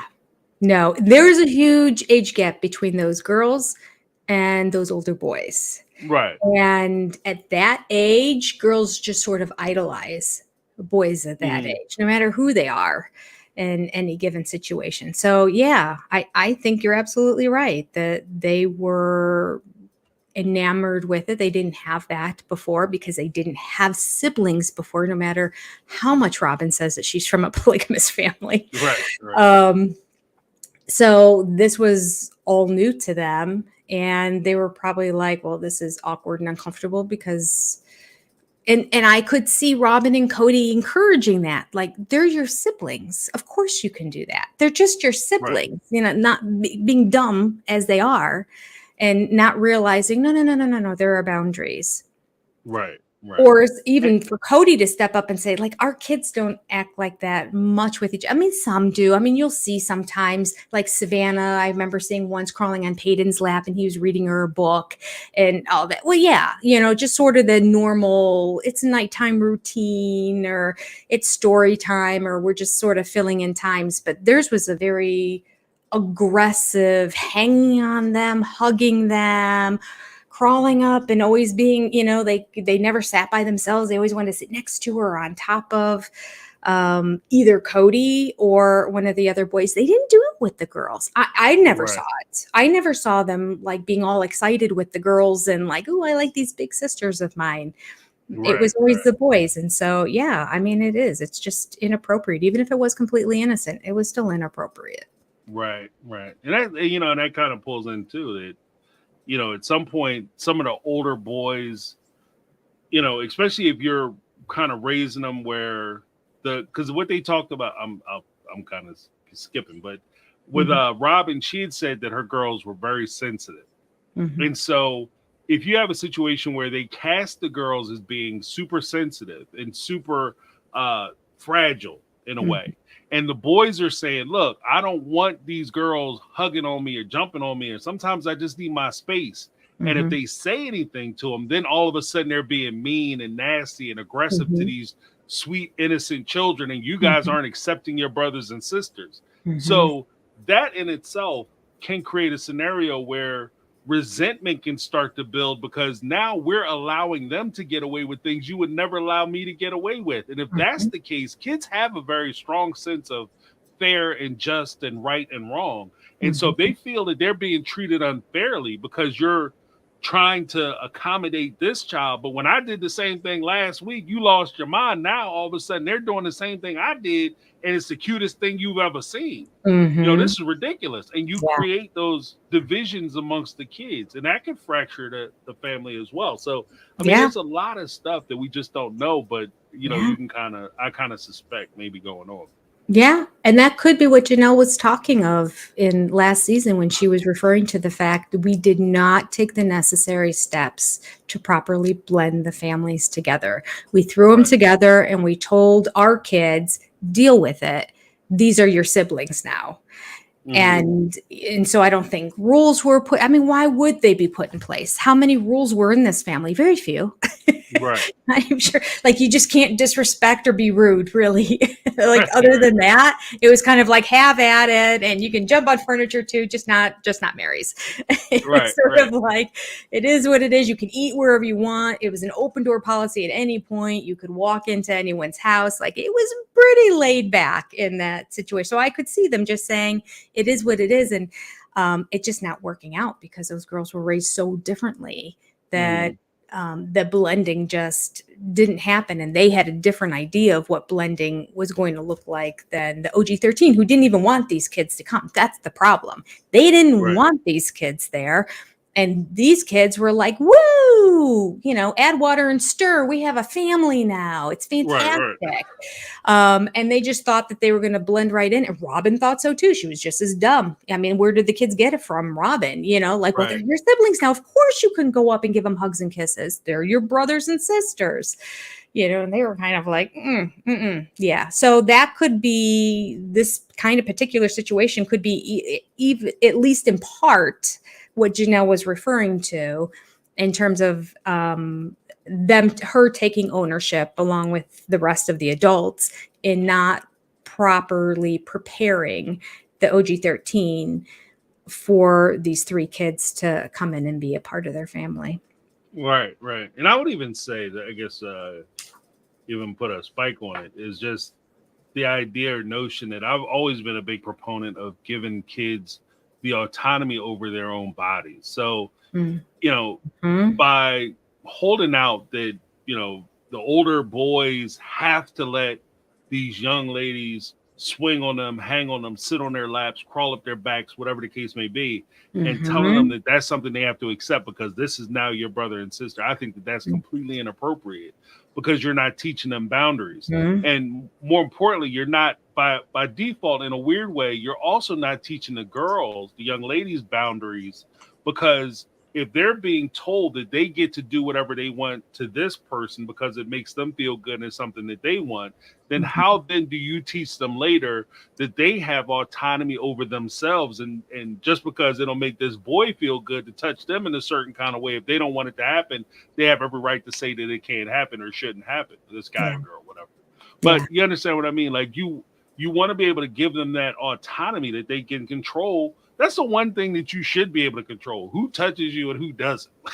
Like, bottom line, you know, if you don't want somebody crawling on your lap, then you should have every right. Look, I'm not in the mood for it. Get off my lap, you know, and let that be that. But if you're gonna get yelled at because you're not being a good brother, like, they're not being a good sister. How about that? Yes. Yes. Yeah. No. I agree. Oh, what else did she say in here? Oh, she talked about how they work together. Yeah. And they bought bulk. How the kids were free to move from house to house. Well, they did say, like, she did describe that there were a few evenings that her house was completely empty, I guess because they were over at Christine's. They must have been. Yeah, I was surprised. when I You like could heard get a that. And little I'm like, break. oh, I thought they were always over at your house because of the pool. But like, when it was probably in the middle of summer, they probably did the pool like kind of. Right. It was Vegas. They were probably like mostly spring and fall when it was 110 degrees. Like, yeah, we'll just stay in the air conditioning. We're fine. Yeah, Vegas is crazy. I had written here she had said that she's a complete softie and that her kids teased her that she never enforces anything, that she just gives idle threats and doesn't follow through, which I was just like, Janelle, because it's so opposite of the way I raised my kids. Right. My kids didn't even know what idle threats. I mean, I literally, when they started into competitive dance and cheer when they were younger, they would come home crying all the time. And they're like, we're not going to go to the next competition if we don't get together by the next practice. And it's not good enough. And you're going to the I already paid the $120 entrance fee. And I already paid for the $300 shoes. And I already paid for I'm like, we got the hotel. You're going to no, Mom, that's what she said. I go, that's it. So I literally had to set my kids down when they were like 5 and 7 and explain what idle threats were. And I'm like, this is called an idle threat. I mean, we just had like a lesson. And I'm like, this is what your coach is doing. We don't do it in our house. What Mama says, Mama means. Right. But that doesn't go for everybody in the world. And your coach is that's her way of trying to get people to work harder. She doesn't understand that to you, this is like life and death. This is all this work is coming to a complete end and we're not going to compete if we don't get it together. It's just not true. She just thinks that's going to make people work harder. And, like you don't need that, but some kids probably do, because if they're raised in households where they, don't have, what I say goes as part of the enforcement and the rules, then they maybe need more push. And they're not calling individuals out. They're calling all of you as a group because you're a team and you're working together, but you're going to have to learn that when you're being talked to as a team, the whole 9 yards. I mean, I really had to explain it all through all the tears. And, we still had more practices where they came back and said, no, she said we're not going to go. Do you remember when we had the talk about idle threats? So anyway, I'm reading this and I'm like, okay, Janelle, I just can't relate. So she says their kids all call her softie and that she will threaten them but not follow through with anything. And she says, I feel more comfortable discussing with them what is wrong with their behavior than punishing them for it, which, okay, I get that. And then, but I written in the margin, not good, Janelle. But then she goes on and says, I have always been a non-confrontational person, so this is just my parenting style. I think that's why I wrote not good. And then she goes on to say, if not for my sister wives and my husband, my children would have probably just run wild. So I thought that was so great of her to throw that line in there and say, listen, I am not a disciplinarian. I am not. Right. I'm a worker. I enjoy working. I like making the money. I'll bring home the bacon. Christine can fry it up in a pan. And the kids will be okay because there are rules and discipline that, there's structure that happens when I'm not around. Because when I'm here, I just want to love on them and have conversations with them about things. And I don't want to do it. So I just thought that it was great for her to say, listen, if they were mine 24/7, this they would have run amok and it would not have been good. But I can lean into my comfortability in terms of not having to follow through, not, just sitting down and have conversations with them, because I know I've got my sister wives and my husband who are raising them in this way in my absence when I'm gone. And she said she was working like 60, 70 hours a week. So she really wasn't around very much. So she's like, okay, so when I'm there, I'm going to be a little bit more of the softie, which it doesn't bother me actually. And I had to like, after I read that last sentence, because I wrote, okay, with an exclamation mark, like, okay, good. And like, all of a sudden I was good with it. And I'm like, why am I all right with Janelle taking that stance when I would not be all right? I'm not all right with Cody not disciplining anybody. And I just think it comes down to personality and her being the mom. because the moms are the nurturers. The moms are the ones that have are oozing with love. And, they're the ones that, are really there. I remember my kids were playing with him so much all the time. At one time when we were outside of church at the playground and somebody was saying, oh, your kids just love hanging out with you and playing with you and that. And he's like, yeah, he goes, it's great. He goes, except for if they get hurt, if they're really sad or something, they'll go to mom. They know where the real love and nurturing is going to come from. I'm the fun guy, but what I would love is if they were really sad and we were both there, they would come running to me, but they're going to go to mom. And I feel like she just wanted to be the one that they would go to and talk to, and that she would be that tender heart for them because her time was limited with them. Whereas, Cody, he's a man, he's a patriarch, right? So he needed to step up and be the man and reinforce and support his wives in what they were doing. That's what I'm taking. Maybe I'm a hypocrite. But as I was analyzing myself, that's what I kind of thought my mom, but she's their mom. Right. And she's Janelle, and she doesn't raise her voice, and she doesn't, she's just sort of this way. I mean, she can not raise her voice and still reinforce the rules, but I don't know. I gave her a pass, and maybe it's my bad for doing so. I will admit it if so. Well, I think that she has, because her approach to parenting is a lot like her approach is to how they describe the relationship between her and Cody. Because both her and Cody said that their big thing was, he's my best friend, and we would have these deep introspective conversations, and we would philosophize about the exoteric nature of the world and the universe. And that's what the way she kind of crafted herself. And there's a bit of I think opportunity for her to be that type of parent because Christine stepped in and was that type of parent for her. So it gave her the freedom to be able to be the type of laid back parent who didn't have to do the disciplinary and day-to-day struggles with the children because she had somebody in place who was doing that. And that was Christine. And that was part of the trade-off. I go to work, I bring you my money, you take care of my kids, and we're all good. We're all getting something that we want out of the situation. Christine, it didn't bother her. And I think that that's part of why it might seem a little more permissible for Janelle to do it, because there was, in fact, an agreement between Christine and Janelle for Janelle to be able to play one role and for Christine to play the other role. The issue that I think so many people, or at least I have with Cody in this particular sense, and where I draw the distinction, is that Cody tries to paint himself as the all-around great dad who's always around doing for his kids, but then you find out that that's not the case. Yeah. This talks again about we talked earlier about the sense of integrity. If I catch you in a lie in one place, then I start to second guess and question everything that I hear from you moving forward. So I think that that's part of it. And then as far as her approach, where she would be and where her kids would be, I think that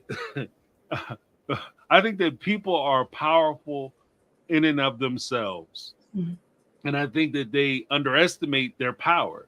And I think that if Janelle was in a situation where she didn't have access to Christine or someone like Christine, she would have figured it out. You know what I mean? I think that it gave her the freedom to be able to do it because she had Christine. So she could be the hands-off parent. But if Christine wasn't there, I think that Janelle would have figured it out. Because there's certain things that I don't think she would have been able to tolerate from her kids or her kids doing, absent, Christine to come back and do the day-to-day punishment stuff. Yeah. And, something just occurred to me too. Just as a general rule, because I have friends who do co-parenting, and just as a general rule that I've observed is that the unfairness, there is a sense of unfairness if you are the non-custodial parent and you punish a child that you're not going to see. You say, you can't watch TV and you're going to sit and do your homework and you're going to just no TV, no nothing, no games, no phone. And you just going to sit in the living room and do whatever. And then you go off for the week and you leave it to the custodial parent to enforce your rules or your punishment. Right. And that Janelle very well may have been in that similar situation where if she's going off to work, how can she say to her kids, you're going to do A, B, and C, and Christine, you have to make sure they're doing A, B, and C while I Mm-hmm. go off and leave because Mm-hmm. I'm not going to be here to do it. So Mm-hmm. that could be another reason as to why Janelle was kind of like, I have to leave the punishment to somebody else because I'm not going to be here to enforce it. Right. Right. And if something happened right before the little bit of time she was home and she found out that it went down, she's going to want to sit down and just talk with her kids about it. In that she's not going to want to delve out punishment at that time. Like, I have so few waking hours with these children because I work so much. I don't want it to be confrontational. I don't want it to be argumentative. I don't want it to have a negative tone to it. Like, let's make the most of it. So I could see her saying, okay, here are the things that happened yesterday or this past week and that the mom said that I need to deal with. So let's sit down and let's talk it through, and it's easier to do that at that point. One, you weren't even present. So you're not emotionally involved in it. You're just hearing about it secondhand. Right. So it is easier to just sit down and say, oh, all right, you tell me your side of the story. I heard Meri's side or Christine's side or Robyn's side or whoever. What is your side, or Dad's side? What is your side? Okay, well, this is what I see on this side. This is what I see on this side. This is where you're wrong. Do you understand? Have you learned from this? All right, let's have popcorn and watch some Marvel. Right. Yeah. And there's a weird point too, where if you're and this is kind of the if you're trying to beat a hard case, like if Meri's trying to beat a hard case, and every time you come home, she has a whole list of stuff that they did wrong and everything that they could have did better. Then what happens is you wind up getting dismissed because every time I see you, you tell me all these things these kids did wrong. You're just kind of a nitpick. Like you just picking things out about them and nothing is really important. Nothing is dire. Right. So you kind of get dismissed. So, I mean, I can see that scenario too, where it's like, okay. Yeah. I could see. Yeah. The whole list of, and they came in from outside and they had their shoes in the shoe bin and they didn't put them in the closet. And they know that when they're wet, they should go in this closet on this towel and not in the shoe bin where they're going to get other things wet. And she's like, what? Right. What? That's number 42. Right. And she's there for an hour and a half talking to you. Yeah, okay, all right. Well, all right, okay. Yeah, I mean, whole time you walking out the room. All right. Yeah. Okay. I could just see her reading it and then sitting the kids down and going, okay, we're just going to be better next week. Right. I'm not even about to read it. It was a rough week, clearly. So let's just pretend like it didn't happen and y'all be better and we'll move on. Take too much too serious. But there was a point where she was talking about, I'm so glad my sister wives as well as Cody are there with me as we navigate the murky waters of adolescence, especially issues of love and sexuality. For me, the most important lesson to teach my kids is not to get too serious too fast. The adults constantly back me up and emphasize to our children that serious dating is not at all appropriate in high school. If our kids are to date, we prefer them to go out on group dates. With Madison, Logan, and Hunter, I'm very blunt in discussing the perils of too much intimacy before they are mature enough to handle it. I never tire of telling them the unexpected babies and STDs could mess up their lives if they're not careful. That was for me. I think that's kind of the conversation that parents have with their children. I think that it's just from my perspective, I always felt like it's too many parents approach this type of subject matter way too late. They wait till their kids, they feel comfortable in talking to their kids about it, not realizing their kids are already talking about it at school with their friends, with people that you don't want talking to your kids and explaining sex and sexuality to your children. They're talking to those folks. But I also think that there's a part where trying to scare them about their sex and sexuality, it can fall into a negative as well. Like everything being like, you're going to catch an STD, you're going to catch a dirty disease, and you're going to get pregnant and your life is destroyed. you know, I think that that's kind of a bad starting point. Like, what are your thoughts on it? Because I know we had the whole thing where Cody did the, you know, sex talk with the kids, and then Robyn, of course, she had her infamous, you know, this is my heart, and then he threw it on the ground after he took it from me. Yeah, you know, more lies. yeah. Accusations were made. Like, I didn't like that at all. Like, Oh no! some heavy accusations. I want to say that's probably the most uncomfortable I ever was. I think I was more uncomfortable with that speech than I was with Cody talking to Mykelti and the boyfriend at the time, which made me squirm too. Like, I was just like, what is he saying? What's happening? I am so uncomfortable for this poor kid. Did he know that he was getting into this? Are his parents aware? He's on national television right now being told this craziness and kind of being berated. And, you know, Cody's like, well, what do you think you're going to do? And he's like, it was just, I mean, it was kind of a hysterical scene. But her talk made me so uncomfortable. And I'm like, why is she saying all this to the kids? Right. Well, because according to Janelle, she was very serious about it. So she kept bringing it up to him. All right. So she's using the, I'm going to the scare tactic, basically.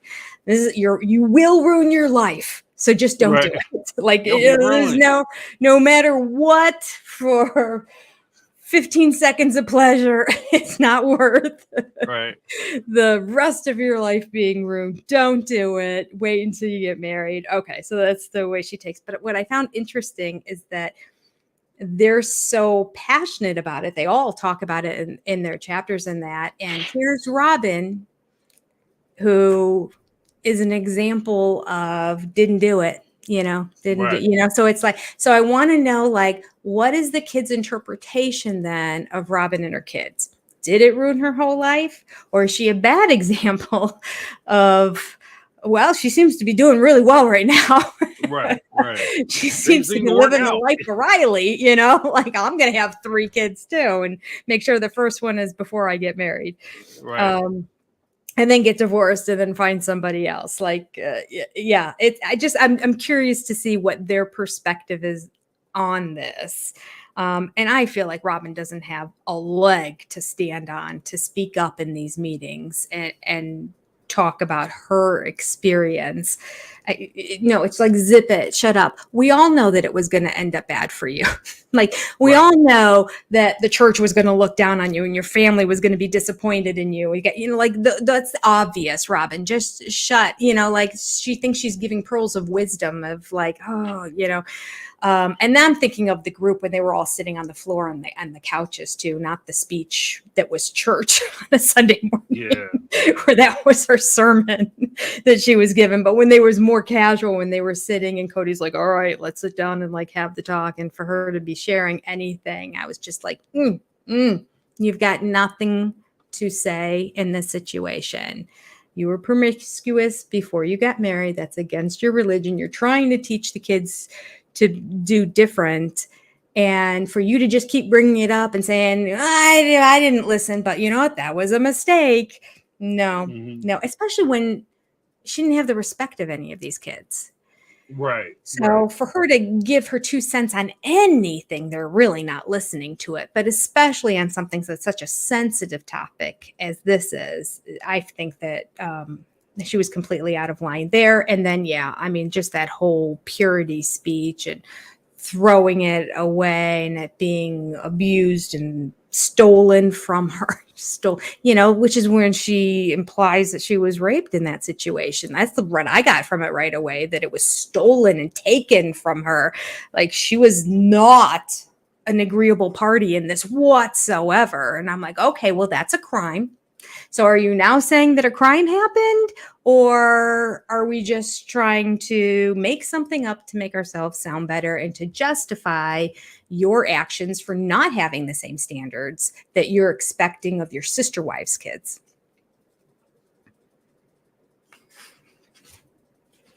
STDs. Oh, I don't know. Right before that paragraph, though, I did like how Janelle pointed out that the kids will go through different stages and transitions in their life where they'll become closer to one mom or another. And I like how she pointed out that at that particular time, and when they wrote this book, they were in Vegas, but they were still in the rentals. And she said, currently, Hunter gravitates towards Christine. She has her own way of talking to him and can be more helpful to him during this phase than I can. And for this, I am unbelievably grateful. And I thought that was really nice for her to add too, because if you go back and watch that boy, Hunter really looked depressed. He really looked like he was struggling and depressed. And and Janelle seemed like she didn't know what to do. Like she kept trying, they're trying to get him in sports, they're trying to get him involved in activities, they were trying to, and she just, she was at her wit's end. And she would get all teary-eyed every time she talked about it because she was so concerned about Hunter at this given time. So for her to make a point to say during that, because we never saw that, but for her to acknowledge that during that time when Hunter was having such a difficult time, he had Christine. And Christine was his sounding board that he could share with. And it seems like she played a significant role in getting him through what he was dealing with and to the other side. So that was really nice. That was really nice to I don't know if Mariah at the time gravitated to anyone, because like in Meri's chapter, she just pointed out who gravitated to her. Right. But I really appreciated Janelle specifically saying someone that Hunter gravitated to somebody else. She would appreciate it, because Mykelti has said on her Patreon that she gravitated to Janelle, that she spent a lot of time at Janelle's house because Janelle was a calming force, and that she was also she would sit down with anyone and have conversations, and they were just different from everyone else's conversations, that they were deeper and they like really worked through issues and problems, and that she really appreciated that. And she appreciated her home. She said that her home was more, I guess, depending on the given time and who was there and who was where at any given time. But generally speaking, she found Janelle's house to have more of a calming presence to it. So the boys must have all been busy. But I do believe that this was kind of during those teenage years. And she said that she spent a lot of time over there. So I found that interesting because Janelle doesn't like say, and people came to me too. Right. Well, I mean, I think that there was there might have been a sense of betrayal on the sense of Hunter's part, because Janelle should have been looking out for him, and he didn't want to move from Lehigh to Vegas, and he might have felt betrayed because she had she was part of them moving. Because realistically, if Janelle didn't want to move, they wouldn't have been able to move. Janelle financed them going to Vegas.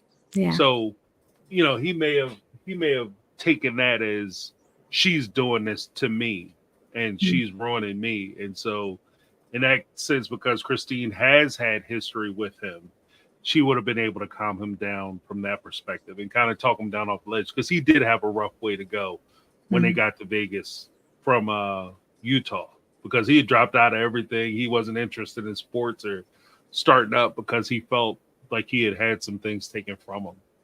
But Rochelle J, she had pointed out that Sabin implied that she was raped in that speech that she gave in front of during her, I guess I'm Catholic, so they call it homily, during her sermon, where she was giving her testifying. She was testifying. There you go. About tossing away her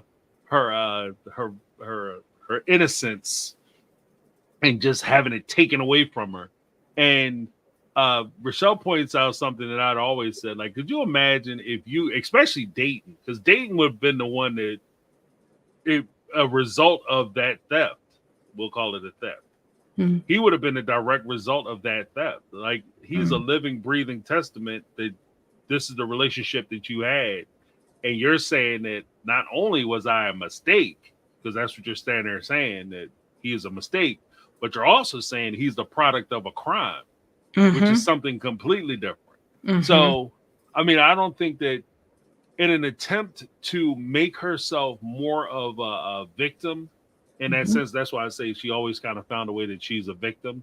And making herself a bigger victim in that sense, you're actually victimizing your kids. Because there is a way, like, I get and I understand. Like when I was a kid, I've said it to my kids, my daughter. You know, you have to understand as you engage in things, you know, mama's baby, papa's maybe. You know, there's no guarantees. It's, you know, whether it affects the father or not is up in the air, but is whatever happens, it's most certainly going to affect you. And that's just one of the things, like the tiers of responsibility. Everybody plays the game that we're both the same. We're not the same.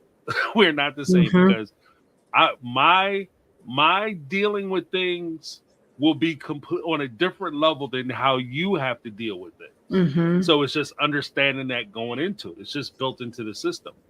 Yeah. But with that being said, like I don't tell her that, like, first and foremost, I tell her that you have a right to control what happens to your body. I don't have a right to tell you what you do with your body. And these boys out here damn sure don't have a right to tell you what to do with your body and encourage you to do something that you don't want to do. But with that being said, if you make a choice and you make a decision, understand that especially in the sense that you get pregnant, I want to do this review on a series called Unexpected, where they talk about teen pregnancy. But if that does happen, it's not the end of your life. Your life will be different. And it's most certainly going to be a lot more challenging. Without question, it's going to be way more challenging. But as a parent, one of the things that I want for my kids and want for all kids, in fact, is for them to have options, for them to have choices, and for them to have the freedom of being able to take advantage of the opportunities that may come their way. And without having to face the challenges of having to overcome that obstacle of having a child that you're not prepared for. And so I kind of lean that way. That's why I'm not a real big fan of, like, if you do this, you're going to have a baby.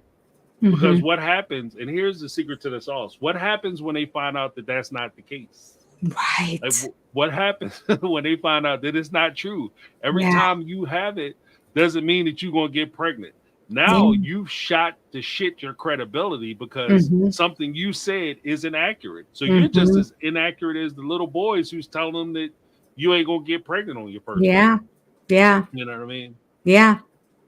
And on top of Dayton, Lynn pointed out that she went on to have 2 more kids. So really, if she's claiming that this crime was committed against her, then she stayed and had 2 additional children in that situation. And now, mind you, I understand there's human trafficking I just heard today about a situation where a lady was human trafficked for 10 years. She was married to her trafficker. Like, there are complicated situations out there in the world.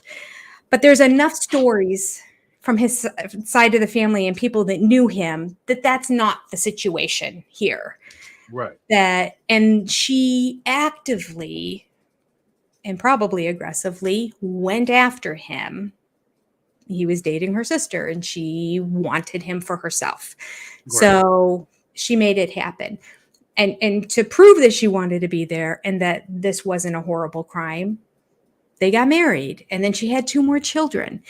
And if she's claiming that he's so bad that he did a horrible crime against her, then that taints the father of the other 2 children as well. So although Dayton is the direct result of it and would feel like, like, I wasn't wanted, I'm not, like, I was a mistake, I'm a sin, I'm the product of sin. I'm like, like the amount that would just mess with a child's brain. But then the other 2 girls would have to think the exact same thing.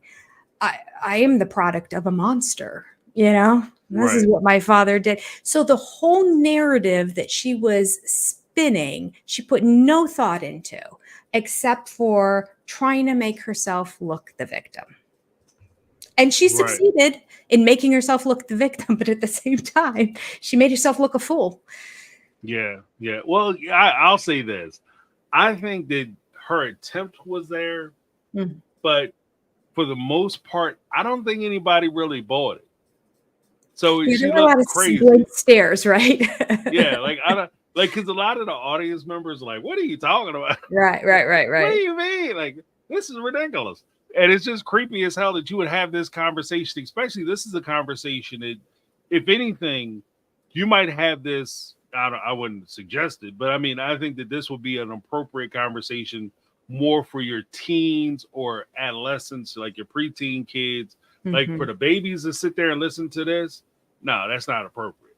And it's not so much like the fantasy of it. I get that you may have regrets. Like Mhm. maybe if I would have preferred to have saved myself to marry Cody, the guy that I'm in love with, and the guy I want to have children with, and I'm building a family with him.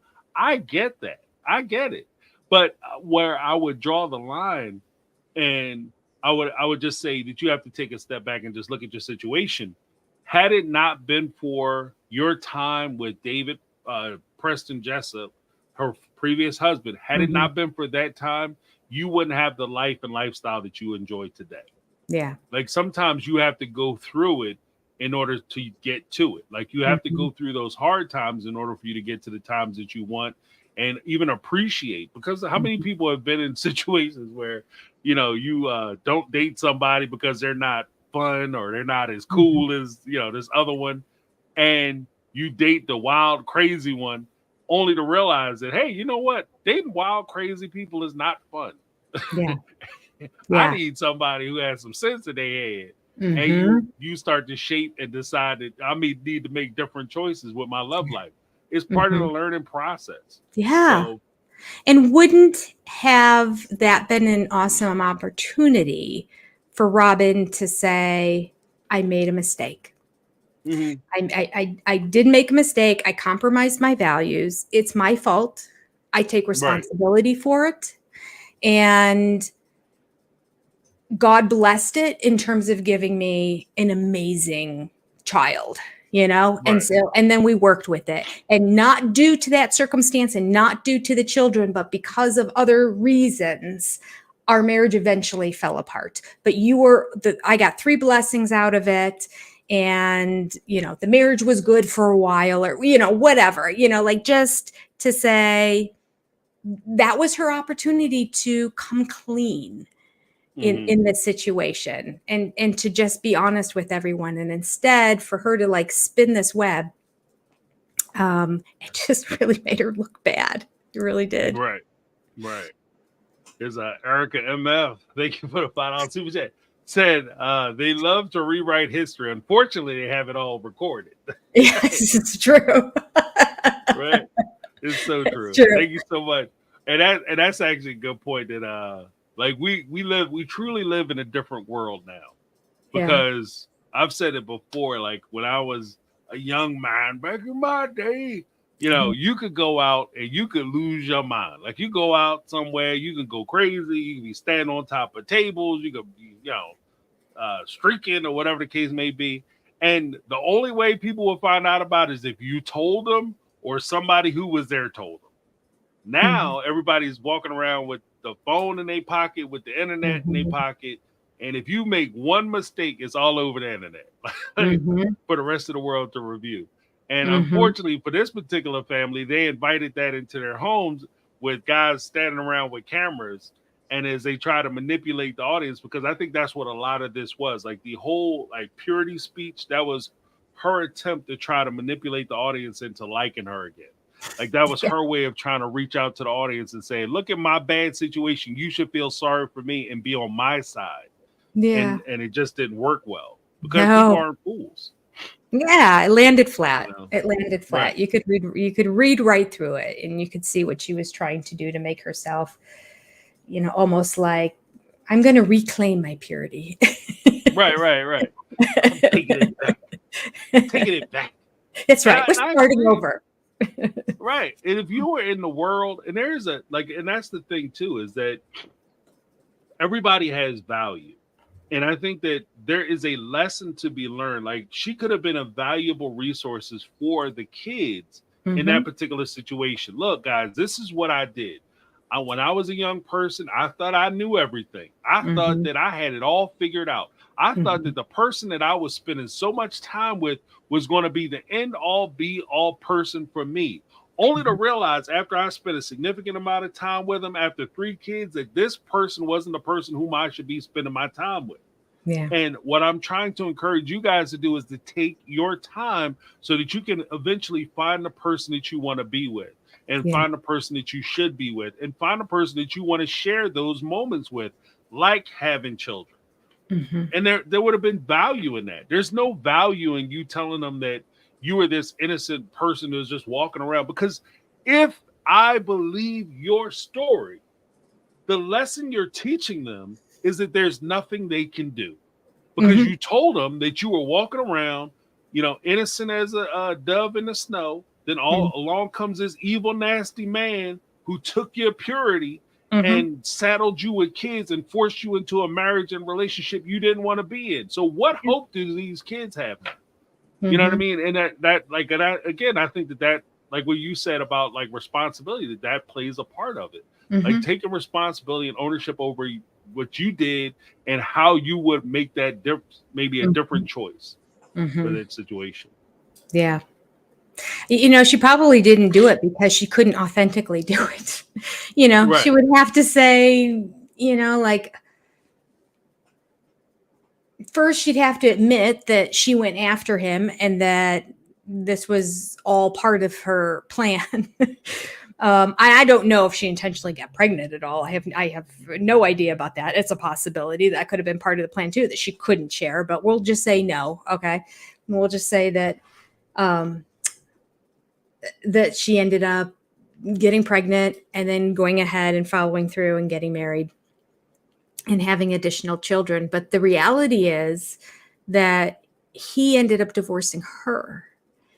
So her whole claim that he was this rotten, horrible man who didn't treat her right and who she eventually had to get out of the bad situation. She didn't get out of the bad situation. He said, I've had enough. I have told you we cannot afford the kind of spending you're doing. I do not have, my construction company is not that successful yet. We have to live meagerly at this point. We have to save. She wouldn't. When they were in debt, his family gave the money to pay it off. She took it and bought more stuff and didn't pay off the debts. And that's when, justified.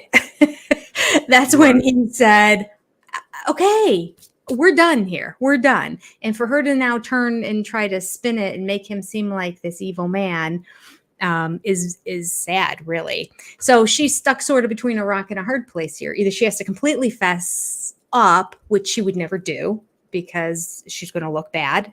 The truth is not good. It's not on her. It makes it look horrible. Or she's going to do what I recommend, which is talk about your ownership in all of it. She could never do that either because she hasn't taken ownership in anything in the 14 years that we've seen her. So that's off the table.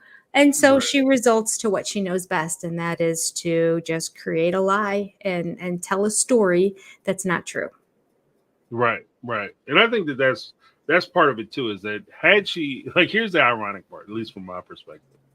Had she come out and said, look, this is the situation, and she would have laid it out, it would have looked bad. And there would be fault. You would look horrible to some degree. But at the same time, I think you would have been able to bridge the gap because people would have respected the fact at least that you're being honest about your situation and you're taking responsibility for some of the things that you were part of and the things that you did wrong. And that shows also that you have the capacity to change and to improve. If you never take responsibility for anything that you do wrong, there's no way you're going to improve on anything that you do because you didn't think you did anything wrong. So why would I change? I did nothing wrong. So there's that part of it too. And I think that that's where a lot of the distrust, and again, that speaks about the distrust and the dishonesty, because if you lie about small things, you'll lie about big things. Yeah. That's one of the things I always say to my kids too. If you lie about small things, you damn sure lie about big things. If you lied about a dress, then when you told that story about how this man took advantage of you and violated you, and I figure out, and I suspect that you are dishonest about that, then I don't trust anything you have to say. And you go from being somebody who's dishonest to somebody who is dislikable and reprehensible because you lie about something that's so, like, because there are real people who have undergone this, who went through this situation, and for you to lie about it for advantage is a slap in the face of anybody who this has happened to. And so I don't think you win anybody over for that. You know what I mean? Like, Yeah. I think you dig yourself in a hole. Like she's one of them people that digs herself into a hole, and instead of trying to crawl out the hole or even damn stop digging, she just keeps digging. I'm gonna get out of it. I will reach China. Right. I'll come out on the other side. Erica MF, $5 super chat said, I don't think the show would have been this successful without her hot mess. LOL. And I think you're right, Erica. It's true. It really is true. Right. Sad but true. We wouldn't be here right now having this discussion. I wouldn't have this channel that I started last November. It would be, it would just be another viewer. It would probably be canceled. They almost canceled it early on anyway. But the combination of both Cody and Robyn being such hot messes, which Erica MF makes me laugh every time I see it pop up on the screen. Yeah. Because unfortunately, it would have went the way of the My Five Wives of Brady. Like they just would have kind of petered out. Yeah. They're too understanding. Yeah. They could have made a mint if they had a YouTube channel for a little bit afterwards, and then they kind of stopped doing it. I would have continued to watch it if they would have just done their own self-filming and would have shared where the family is and what they're doing now, because there comes for me a breath of fresh air in watching people who are successes. There's so much dysfunction in these shows, and these people are so warped, and it's such a mess that we're discussing that I really enjoyed My Five Wives. It was just kind of like, oh, this is nice. I mean, they had issues, obviously, but they very different. And he was so different from Cody, which made the whole thing very different. And the wives were so supportive of each other, and really seemed to enjoy spending time together. And I know that they had scenes on there where they we need to spend more time. We need to do special dates where we draw each other's names. And, oh, that's the one I'm not really getting along with. And, and they kind of ramped it up to show that they were trying to create some sort of drama and whatnot that was in there. But in the end, when Rhonda got sick, or she didn't get sick, but she thought she had cancer, and she was going through that scare of it all. The wives just got together and said, let's do something special. I can't even remember what they did. They cooked dinner or brought a basket over, but it was that sort of, wow, she's really going through it right now and she's really stressed out. Let's do something to help her and support her, to take something off of her mind. You would never see that with the Brown family. The wives did not get together when one was dealing with any kind of trial or tribulation and say, well, Christine's spending day and night in the hospital with Truly, so let's make sure that we do this and we do that, and the kids are over here, and we're, we'll make a whole list of who's visiting her when and where the kids are going, so she has nothing to worry about. And you never saw any of that with them. They were continuing to live their lives and texting each other updates. Yeah. Different I think that he was I think that his approach to it was a big part of it, because I actually felt like he cared about all of them, which was a little different. I think that was a little different. I will say that I think a lot of the issues that I find consistently through a lot of the polygamous relationships, I think his family also suffered through a lot of those as well. I don't think it was as I don't think they were, they still had jealousy and things. Their problems just weren't as big as the Brown family problem, because they were like four strangers trying to work it out, four strangers who shared the same dude and trying to work it out. And even with the approaches, like you said, with Robyn, especially being such a kind of the fulcrum of the whole family. She fulcrum. She turned it into a situation where she expected the wives to be Cody's friend, and she was okay with the wives being Cody's friend. Because even with Janelle, they have like a special relationship and they have a great friendship, but she didn't want Janelle to necessarily be her sister wife. Excuse me. Bless you. As much as thank you, as much as she wanted Janelle to be Cody's friend, and then Christine could be Cody's friend, and Meri could be Cody's friend who's just kind of around.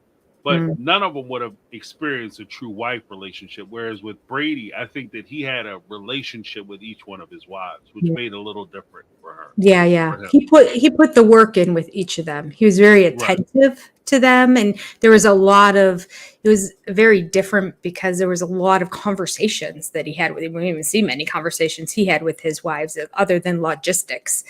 But there was a lot of, how is your day going? What can I do to support you? Like those kind of questions. Right. You're like, what? I'm like, you got 4. No, he had 5 wives. That's a lot to say. What can I do to support you? No, don't ask that because you might not have the time to do whatever it is she needs. But he did. You could tell he cared for all of them on some level, and I'm sure that deep down inside, he kind of had a favorite, and he had ones that are easier to spend time with than others. That's just human nature. I mean, you can't get 5 friends together and not say like, well, this one is really my bestie because, no matter what, we have each other's back. We speak each other's language. We get each other's humor. We don't get insulted by each other. We, we would be there. We're the ride and dies, but the rest of them in the friend group are great too. And, like the one, if she's not there, I don't care, but it's okay if she's there too, that's exactly how I think it is with the wives. Like, I like them all, but the difference is no matter what his intimate, deep feelings were for each of the individual wives, he looked like he was treating them all the same. He tried to be attentive and ask them questions and find out about like, really, how was your day? Not superficially, but like, and he'll ask poignant questions about, well, how was so-and-so's test? And how were your test results? And how were you there was just, Cody was all about Cody. And it was really like, what are you going to do for me now? Because now you get me on the every 4th day. So what have you made for me lately? What's for dinner, basically. Well, what are you going to do to entertain me? I must be entertained. So, but I mean, I think like I can see with Brady, his approach was significantly different than Cody's, and it would have been interesting to see it because even after the show ended, I think one of the tells is that even after the show ended, I haven't heard anything or any reports come out saying that Brady had started purging wives because the show ended. Whereas the sister wives, I think what kept the sister wives, the Brown family together as long as it stayed together was partly because the show they were still filming the show. Yeah, I think Meri and Christine would have been gone well before last year or 2 years, whenever it actually happened. I don't think they would have gone to Flagstaff, the 2 of them. I think that they went because the show was still going on. And so they thought, all right, well, we'll just go ahead and do the adventure. It's all part of the deal. Right. Keep that money coming in. Lynn Skinner had something interesting to say. Is that I hated the baby voice that Robyn used in the beginning. Made me want to hit the mute button when she spoke. I agree with that. Like, this. It was almost like she had a little bit of a lisp when she would speak. Right. Oh, it was annoying. So annoying. That drives me crazy. Yes. Like I don't like the because I've seen that, and that's actually one of the things. Like I knew somebody who was like that. A friend of mine, their daughter was like that, and I used to talk to them about it all the time. Like talk to her. I even spoke to her about like, I don't want to come off that way. Like you don't want to infantile yourself, infantilize yourself, where you're just kind of becoming a baby. Especially when you're trying to impress guys. Like if a guy needs you to be a child in order for you to talk to him, then you need to step back and look at that dude because there's something wrong with him. You should never be able to. You should never have to play down your intelligence. You should never have to play down your maturity. You should never have to play down your awareness of what's going on in the world. Erica MF $10 super chat. Brady even shoveled the ladies' cars out of the snow. Oh, right, I forgot about that. Yeah. They did their own. Right. Well, sister wives, the anthropology instructor said that was successful polygamous men have certain characteristics which Cody doesn't possess. Yeah, Brady would get out there and he would do the grunt work. Thank you, Erica. That's an excellent point. Yeah. Because if Cody wasn't at your house, he's not shoveling your car out. And I think that you might get your car shoveled out as a result of him shoveling his car out. Yeah. You know what? I've decided I'm definitely going to do a rewatch of that show. It was only 2 seasons, but I'm him-hawing around about it. Should we not? I don't know, because there's no drama really to speak of, but I think anthropologically, it would be interesting to watch the show and do it as a comparison. To look it in the eyes of, to point out the things that somebody did differently than Cody did it. I think that would be fun. And to talk about, do we believe it? Like just to have a discussion on, how much of it, because some of it's for the show. How much of it's for the show? How much of it is they were really just like the Browns were in like episodes, the first couple episodes, how uncomfortable they were, especially episode 1, where everyone's like, "Hi, Cody, how are you?" Oh, it's just so uncomfortable to watch. Right. And I think they were that way for a while at the beginning too, but the Brown family was able to kind of get over it easier than I think Brady's the Williams family was able to get over it, because I think that they just really weren't cut out to be reality TV people. Right. Well, I think that there's also because like I said before, I think that when you do embark on these types of adventures, you have to have something that makes them want to pull you onto the show. It's not enough that you have an interesting circumstance, but you have to be kind of a disaster. And I think that with Brady and them, part of the downfall of their show was the fact that they weren't as big a disaster as they might have thought they would be with 5 wives. Yeah. Tanya Johnson with the $2 super chat. Super sticker. Thank you so much. Thank you, Tanya. Can't see it. My other one. But yeah, so it is what it is. Yes, what it is. I think it would be interesting. I think it would be interesting just to see the difference in, like, because I know that they had talked about getting that big house, because that was around the same time that Cody was able to build the 5 houses. They were able to get the 4 houses out in Vegas. That's when Brady was talking about building that one big house and trying to find that one big house for them all to live in one big house. And I think that they were kind of hoping that the show would take off, because that would have financed that big house for them. But unfortunately, it never happened. Never came to fruition. No. I wonder, I would love, I mean, does an episode go by, James, where I don't say, I want a forensic accounting of the filing? I just can't. It always comes back to that for me. Right. I'm just like dying to know where that money went. Where the money went and how much is left. And how is Cody going to live on what he has left now without having the extra income from the 3 wives that he was skimming from? Yeah. I mean, that hurts. Like I've done a comparison between, like, if you ever worked a job, and if they reduce your hours or cut your pay, like, you expect me to keep showing up doing the same thing, same level of work I was doing before with less money? And that's where Cody and Robyn find themselves, because even though their money technically didn't change, by them not having access to the other wives' money, their money took a serious hit. Yeah.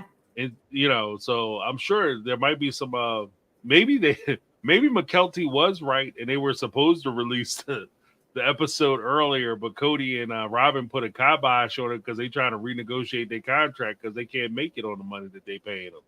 Yeah. Yeah. Maybe Mykelti was right. Maybe I am throwing her under the bus unnecessarily.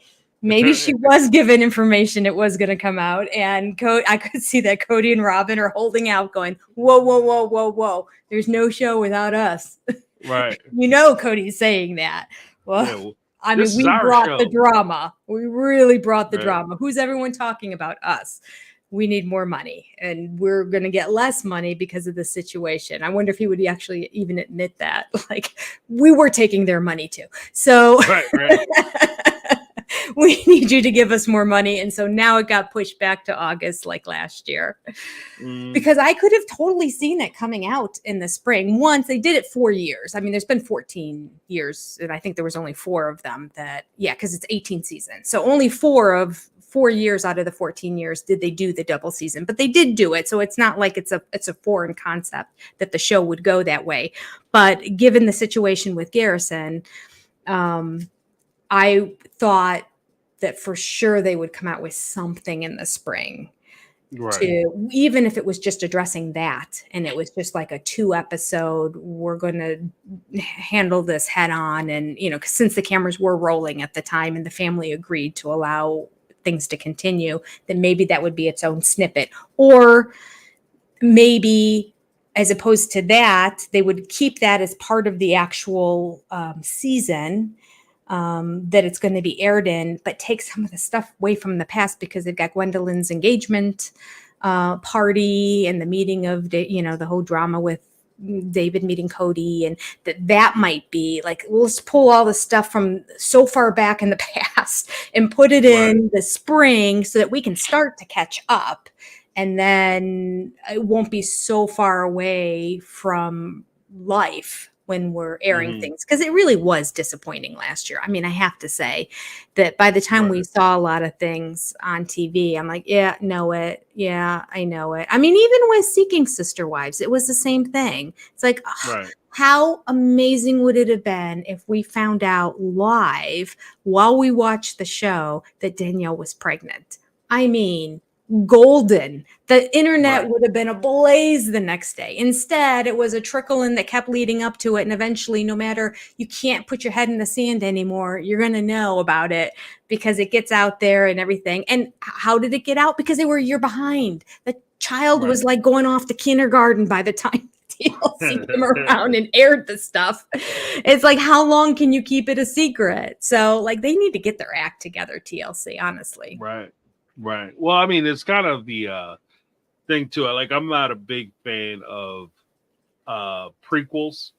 Like, so, and that's what I feel like I'm watching habitually with with some of the TLC shows, is that like, I know what's going to happen because I've already seen the movie, but now you're going to go back like, how did this all take place? Like, I watched Christine and David get married. I don't really need to watch them date because I know how it's going. Like, oh, I'm so nervous going on my first date. Like, that's your husband. Like, I don't need to see the first date. Yeah, it's meaningless content at this point. Right. Even Mykelti, like, I think they're going to show her having the twins.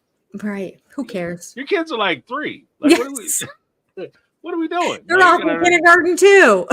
Yeah, I know they're fine. Like, it's like, oh, it's scary because something's going on. Like, they're fine. Like, yeah, we know they're fine. We've seen them walking around and Right. So yeah, I agree. Like, I think that it would have been a good springboard. That way they could have used the content that they had.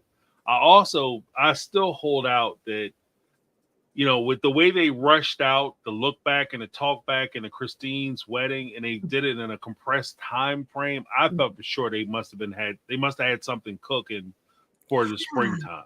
Because otherwise it makes no sense that you would go from basically December, early January, all the way through the summer, all the way to the end of the summer. Like, you just wasted a ton of content. Yeah. No sense. And to force all of us, like, on Christmas Eve and Christmas, like, This was like right in the height of the holidays. Like life was really busy. And I'm like, again, it's on what? 2 or 3 times a week? I'm like, what's going on? I got people coming over. I've got things to go to. I got gifts to get. I go, And it was the same thing with me. I'm like, wow, they're really playing catch up now. So we're going to be caught up for next season. But no, it was just all these extra talk back, look back, another talk back, another look back, another talk back, another, like a wedding, another wedding. And I'm like, okay, all right. But are we catching up? Right. Yeah, no. And this is actually kind of reflective of one of the things you talked about before with being unclear as far as the time frame and how things are kind of coming together, because they're now taking some of the things that they were doing in the book and they're applying it to the show, because you're starting to mess with the timelines, because you can't nail down when exactly something happened, because we're now going back and forward through time to try to figure out what's happening and what's going on. Yeah. Was this Erica MF $2 super chat? For your information, Brady has the big house.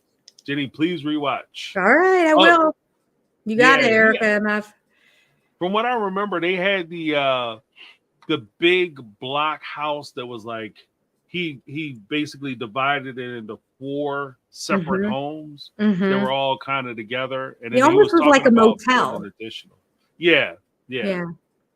So he did have kind of a big house, but I think he wanted to do, like, they were looking at purchasing like a big, huge mansion that they were going to buy, and then try to figure out how to get everybody in it. The problem they had is the same problem that the Brown family have, is that they don't make 4 or 5 individual apartments in a place unless you're buying an apartment complex.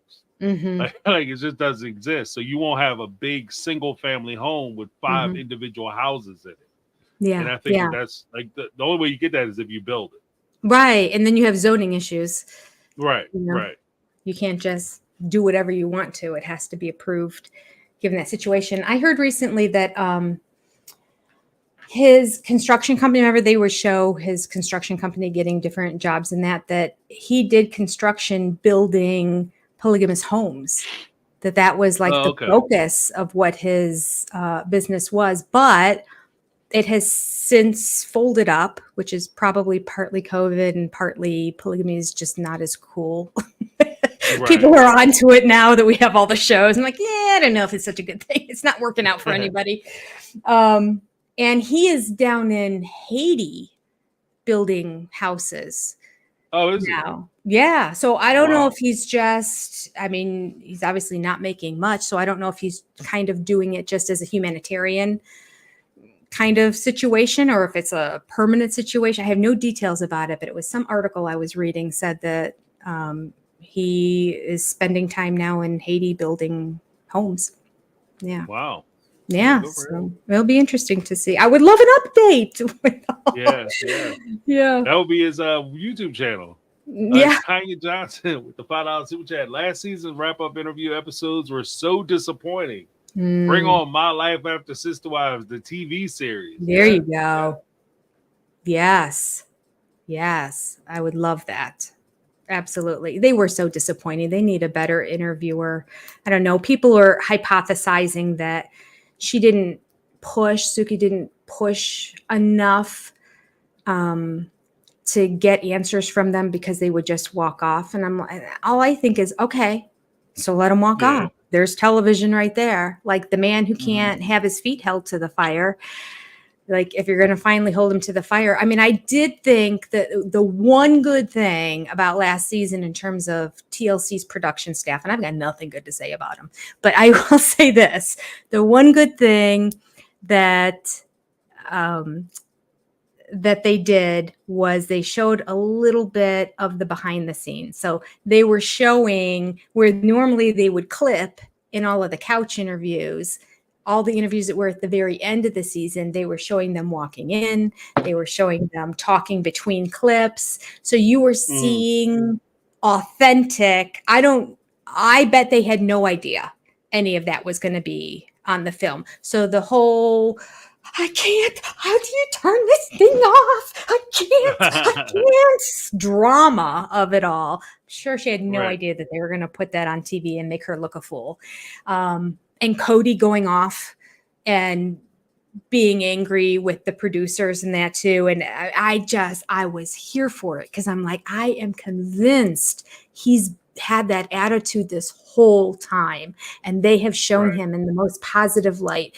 And I feel like the producers are finally caught up to the fact that white people are watching this so much is not because they think he's amazing and they have this fantastic family that's functioning so well. It's because it's not. And he's a large part of what the problem is. And so I think that now they're kind of like, okay, gloves off. We're just going to show him as he is, and we're not going to try to protect him anymore. And I think that made for good TV. Maybe that's part of the reason why they weren't going to do it. Like, you guys film me. Because I, when it comes to stuff like that, I think that there's a part of it that they don't have to show that. Like TLC probably did hide it between the Robyn trying to turn the machine off, the pad off. Cody sitting there saying, I watched this 20 times and I hate talking about it and I'm not going to talk about it no more, and yelling at the producers. And even with him talking to Janelle and trying to talk to the camera, I'm sure that's stuff that he's done before, but it says a lot when the production team says, you know what, the hell with them, put it on and let everybody else see it. It says a lot because they can either make you look like a hero or a heel. Right. And I feel like they've been in this long enough that, and TLC has enough things that are successful that, yes, this made a lot of money. It hasn't always made a lot of money, but in the past season or two, really, I guess COVID was only 2 or 3 seasons ago on TLC. I feel like they're at the position that they're going to call his bluff. So if he's like, I'm just not going to do this anymore, that they'll be like, okay, because this is good TV for us now. We're going to show it like it really is. And if you're not a part of it, all right, you can go. He's never going to go. He needs that paycheck. He needs that money, and he needs his ego to be fed. He needs to continue to be on television. So he would probably maybe try to farm it to somebody else, but what's he going to farm? Him and Robyn? Who's going to watch that? Right. We want to see the whole family. We want to see the kids. We want to see, like that. We want to see what happened after the divorce. We want to see where did Meri and I will say also in that couch interview, I loved Meri, and I've been hard on Meri a lot because she's never been Robyn hasn't been my favorite, but Meri was really delightful in the in-between scenes on that. Christine was too. Christine was very funny. She was silly as she's talking to the producers in between and making jokes and all that. And she'd be like, we're going to talk about what? And they're like, is that okay? And she's like, yeah. Like it was a whole different, it was a wonderful dichotomy from Robyn freaking out. I can't talk about it. And Christine being like, oh, really? We're going to talk about this? Oh, okay. Let's go. Like, I just loved it. And Meri was so funny and how she was laughing and she couldn't figure out how to make the iPad work. And she's like, I don't get these. I don't understand. I was just laughing when I was watching it. I really, really, really enjoyed that. I did. I feel like it was a peek behind the curtain a little bit at him. And it made me really appreciate Meri more by seeing that too, because I really like to see that fun, silly side of her. And I think that within the framework of the family, she's lost the fun, silly side of Meri. I mean, we really never saw it because they were already, by the time the show began, she was having problems with Cody.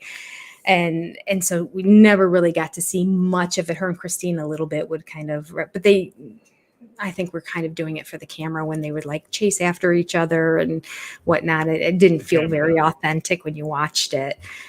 So that was nice. I mean, if TLC, if you're watching, they're not watching. I don't want the reality of what happens with the production team and what they go through, and I think that that's part of it too. Is that they also want to show what the production team is putting up with regard to producing a show with them, because they are a little volatile.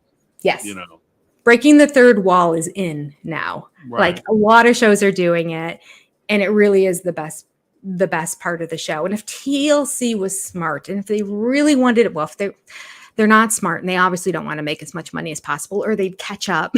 They have more sister wife stuff out there. So they're dumb and they're not going to do this. But if they really wanted to make a mint, they would have a behind the scenes making of Sister Wives, a whole series, 18 episodes long, where they go through the 18 seasons and for one episode per season of all the stuff that ended up on the cutting room floor, the good, the bad, and the ugly.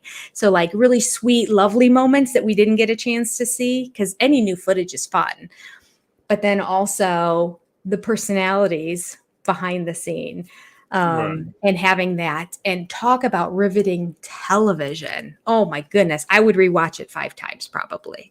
Right. Well, I mean, I think that might be something that they told them, like, because realistically, with the popularity of the show and the fact that they do own, they do own the footage that they shoot. So technically, they could tell Robyn and go to like, we don't need you. Yeah. So I'm sure that could have been a hammer that they used to pull them back in, because we don't need you. If you don't want to shoot the show, that's fine. We'll just use the lost footage or the recently found footage or the unaired footage, and we'll. You think they hate you now? You know what I mean? Because they have enough material to swing either way. You know, they probably turn stuff against Christine and Meri and Janelle, all of them. Yeah. But, like, you think they don't like you now? Wait till we show them this. Wait till they get a load of this. When you didn't think the cameras were rolling, or we didn't air it because it would have made you look so bad that we couldn't put you on TV anymore. And so good luck farming it out to Bravo or or, you know, one of the other reality show platforms after we get finished torching your personality and your character. Yep, absolutely. Yeah, we kept a lot of it. That we were good to you, Robyn. We've been very good to you, and I know you were upset last season because we showed a little stuff in between, and because we showed the stuff in between, you were also really upset when you had to sit down on the couch and do the interview stuff. Like you wanted no part to do with that, which made you look that much worse on top of it. But we have so much that we could show. That they probably have them exactly where they want them. So use that leverage, TLC. Right. Come on. Well, they have the stuff that's like not them crying. Like right now, the only thing you have is Robyn throwing temper tantrums. They probably have this stuff where she's actually saying stuff, and she's giving her opinion, or she's being assertive, or she's refusing to do stuff. Yeah. Like now she tried to play the innocent, I'm naive, I don't know what's going on. But we have I'm sure they have the footage where like we showed this, people would get a taste of who you really are.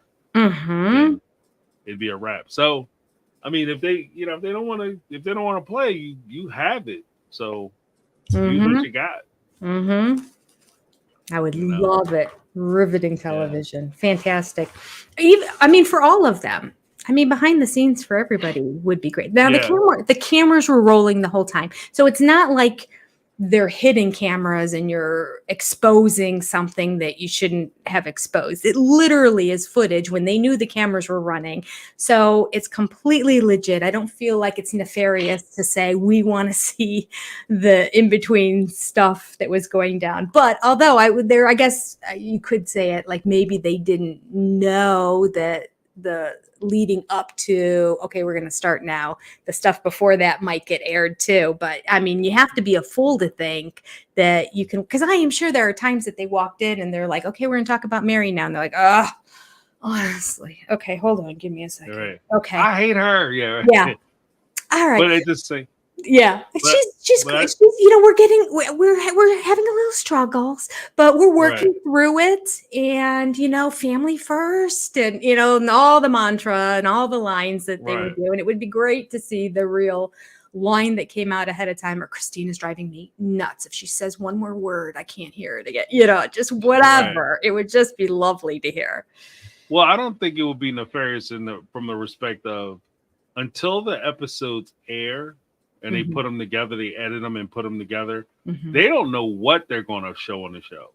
So technically, even the lore that we currently operate off of as far as, excuse me. Bless you.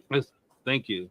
As far as what happened in Sister Wives, technically, if they have other things, that's all fair game. Yeah. Because any of it could have been on any of the episodes that they had. It just didn't, maybe it didn't fit into the narrative that they were trying to tell for the particular show. But if they have it, they can use it however they see fit. Mm-hmm. And it's completely like, it'd be upset, it'd be crazy. I get it, like from the cast members' perspective, it could be upsetting because you thought that had already been put to bed. Right. Now you have to deal with it again. But yeah. it's, you know, it's all's fair in love and production. So I love that line. All's fair in love and production. Yeah, that's true. I'm sure they thought many of those stories that the chapter was closed, book closed. Right. We've now moved on. I did we already had to relive it in the interviews while we sat down and talked about it, but like we're done now. So to bring it up again, I think would hit a nerve in Cody. That would be amazing. yeah. You thought he was cussing before. Stuttering and spitting. But what were your last thoughts on the chapter that we covered tonight with Janelle? Yeah, that's it. I have no other notes on it. It was pretty straightforward. No big revelations came out of it. How about you? Well, next, well, I think that, like I said, I think it was a very general chapter. I think it was like probably the smallest chapter so far in the book. Yeah.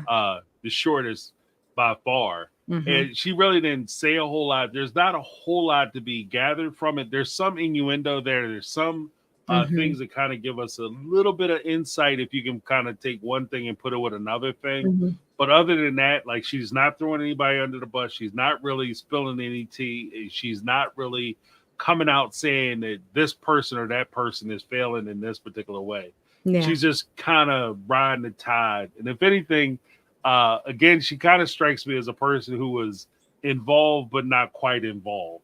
So her perspective on things might be a little different. But next week we have chapter 11, and we'll be talking about Christine. And I'm sure that chapter will be different. And of course, Robyn's chapter after that will be insane because she's going to come in as the authority of all things and tell us everything we need to know about raising children. So I'm looking forward to that one as well. You know. Yeah. But did you have anything going on this week or anything we should be looking out for?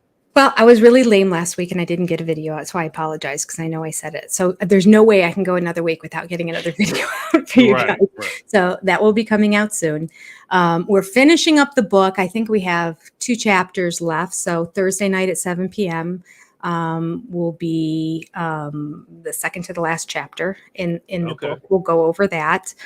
And I keep telling my people, and I haven't done it yet, but I will. I'm trying to get my life together. I'm going to get a poll on my community channel for what should we do next on our Thursday nights once we complete this book. So actually we have 3 more weeks because there's, I believe 2 more chapters and then there's, epilogue at the end with Cody. Right. But we were discussing a couple different directions and different ways that we could go. And I don't know. I'm thinking my 5 wives might be an interesting way to go. Yeah, I got to figure out how to go about. Do we just do the audio and do it live together and then pause and talk about it, or do we tell everybody to watch it ahead of time and discuss? So I don't know. I have to figure out because I know I can't just play the video. We'll see. All right. How about you? What do you got going on? Same thing. I gotta get some videos out. I have did some changes in my stuff. I got some new equipment I'm trying to work through. So I'll be releasing a video this week. I have to, and then of course tomorrow I'll be doing Sister Lives. We're doing a couple episodes. Oh, before we go, I got to make sure I remember because last week I think I forgot. But I want to make sure we give a huge shout out to the mods, folks taking care of us while we're busy chit-chatting away. Rochelle J on my side, as well as Lizzie B. And then I saw, I think you had Lynn Skinner. Lynn Skinner's in the house over here. Yep. She's my diehard on Sunday nights. Okay. Okay. And big shout out to, let's see, Scarlett, $1.99 super sticker. Thank you, Scarlett. And Tanya Johnson, $5 super chat. For your information, Thursday at 10 is Australian East Coast, Friday at 9 a.m. Ah. Thursday at 10 is East Coast, Friday. So it's 8 a.m. for you because I do Thursday. Oh, no. Thursday at 10, I do 7. So that's 6 a.m. Wow. Right. That would be early. If you don't want to get up, I understand. Right. You can There's always watch. a rewatch. There's always a rewatch. You can go in and watch the recording of it. I don't blame you. Or maybe that'd be the way to wake up in the morning. You just have it on and you slowly wake up as you hear everyone talking about it. Thank you both for the super chats. Right. Silly points. But yeah, thanks everybody for coming in, hanging out. We'll be back next week talking about Christine and this craziness. Hopefully everybody had a good time. Make sure you guys take care of yourselves. Next week I want to start something a little different. I want to have like a little affirmation moment. So if you guys want to like you guys have any struggles or whatever, you can always put that in the chat and we'll support you in your struggles, because I believe that we are here for self-improvement as well as to support one another and to of course for entertainment, like, because YouTube should not be stressful. So we can help you in any way. We'll try that. That's all I have. That's my take. I'm James. This has been my take on reality, and I'm Jenny from Senior Perspective. All right, make sure you check out both our channels. And before you guys go, make sure you hit those like buttons. And if you're not yet subscribed, please subscribe. Thank you so much. Have a great rest of your evening and have a fabulous week coming up. That's right. And have a great morning over there in Australia. Yeah, right. Bye, everybody. Have a good day.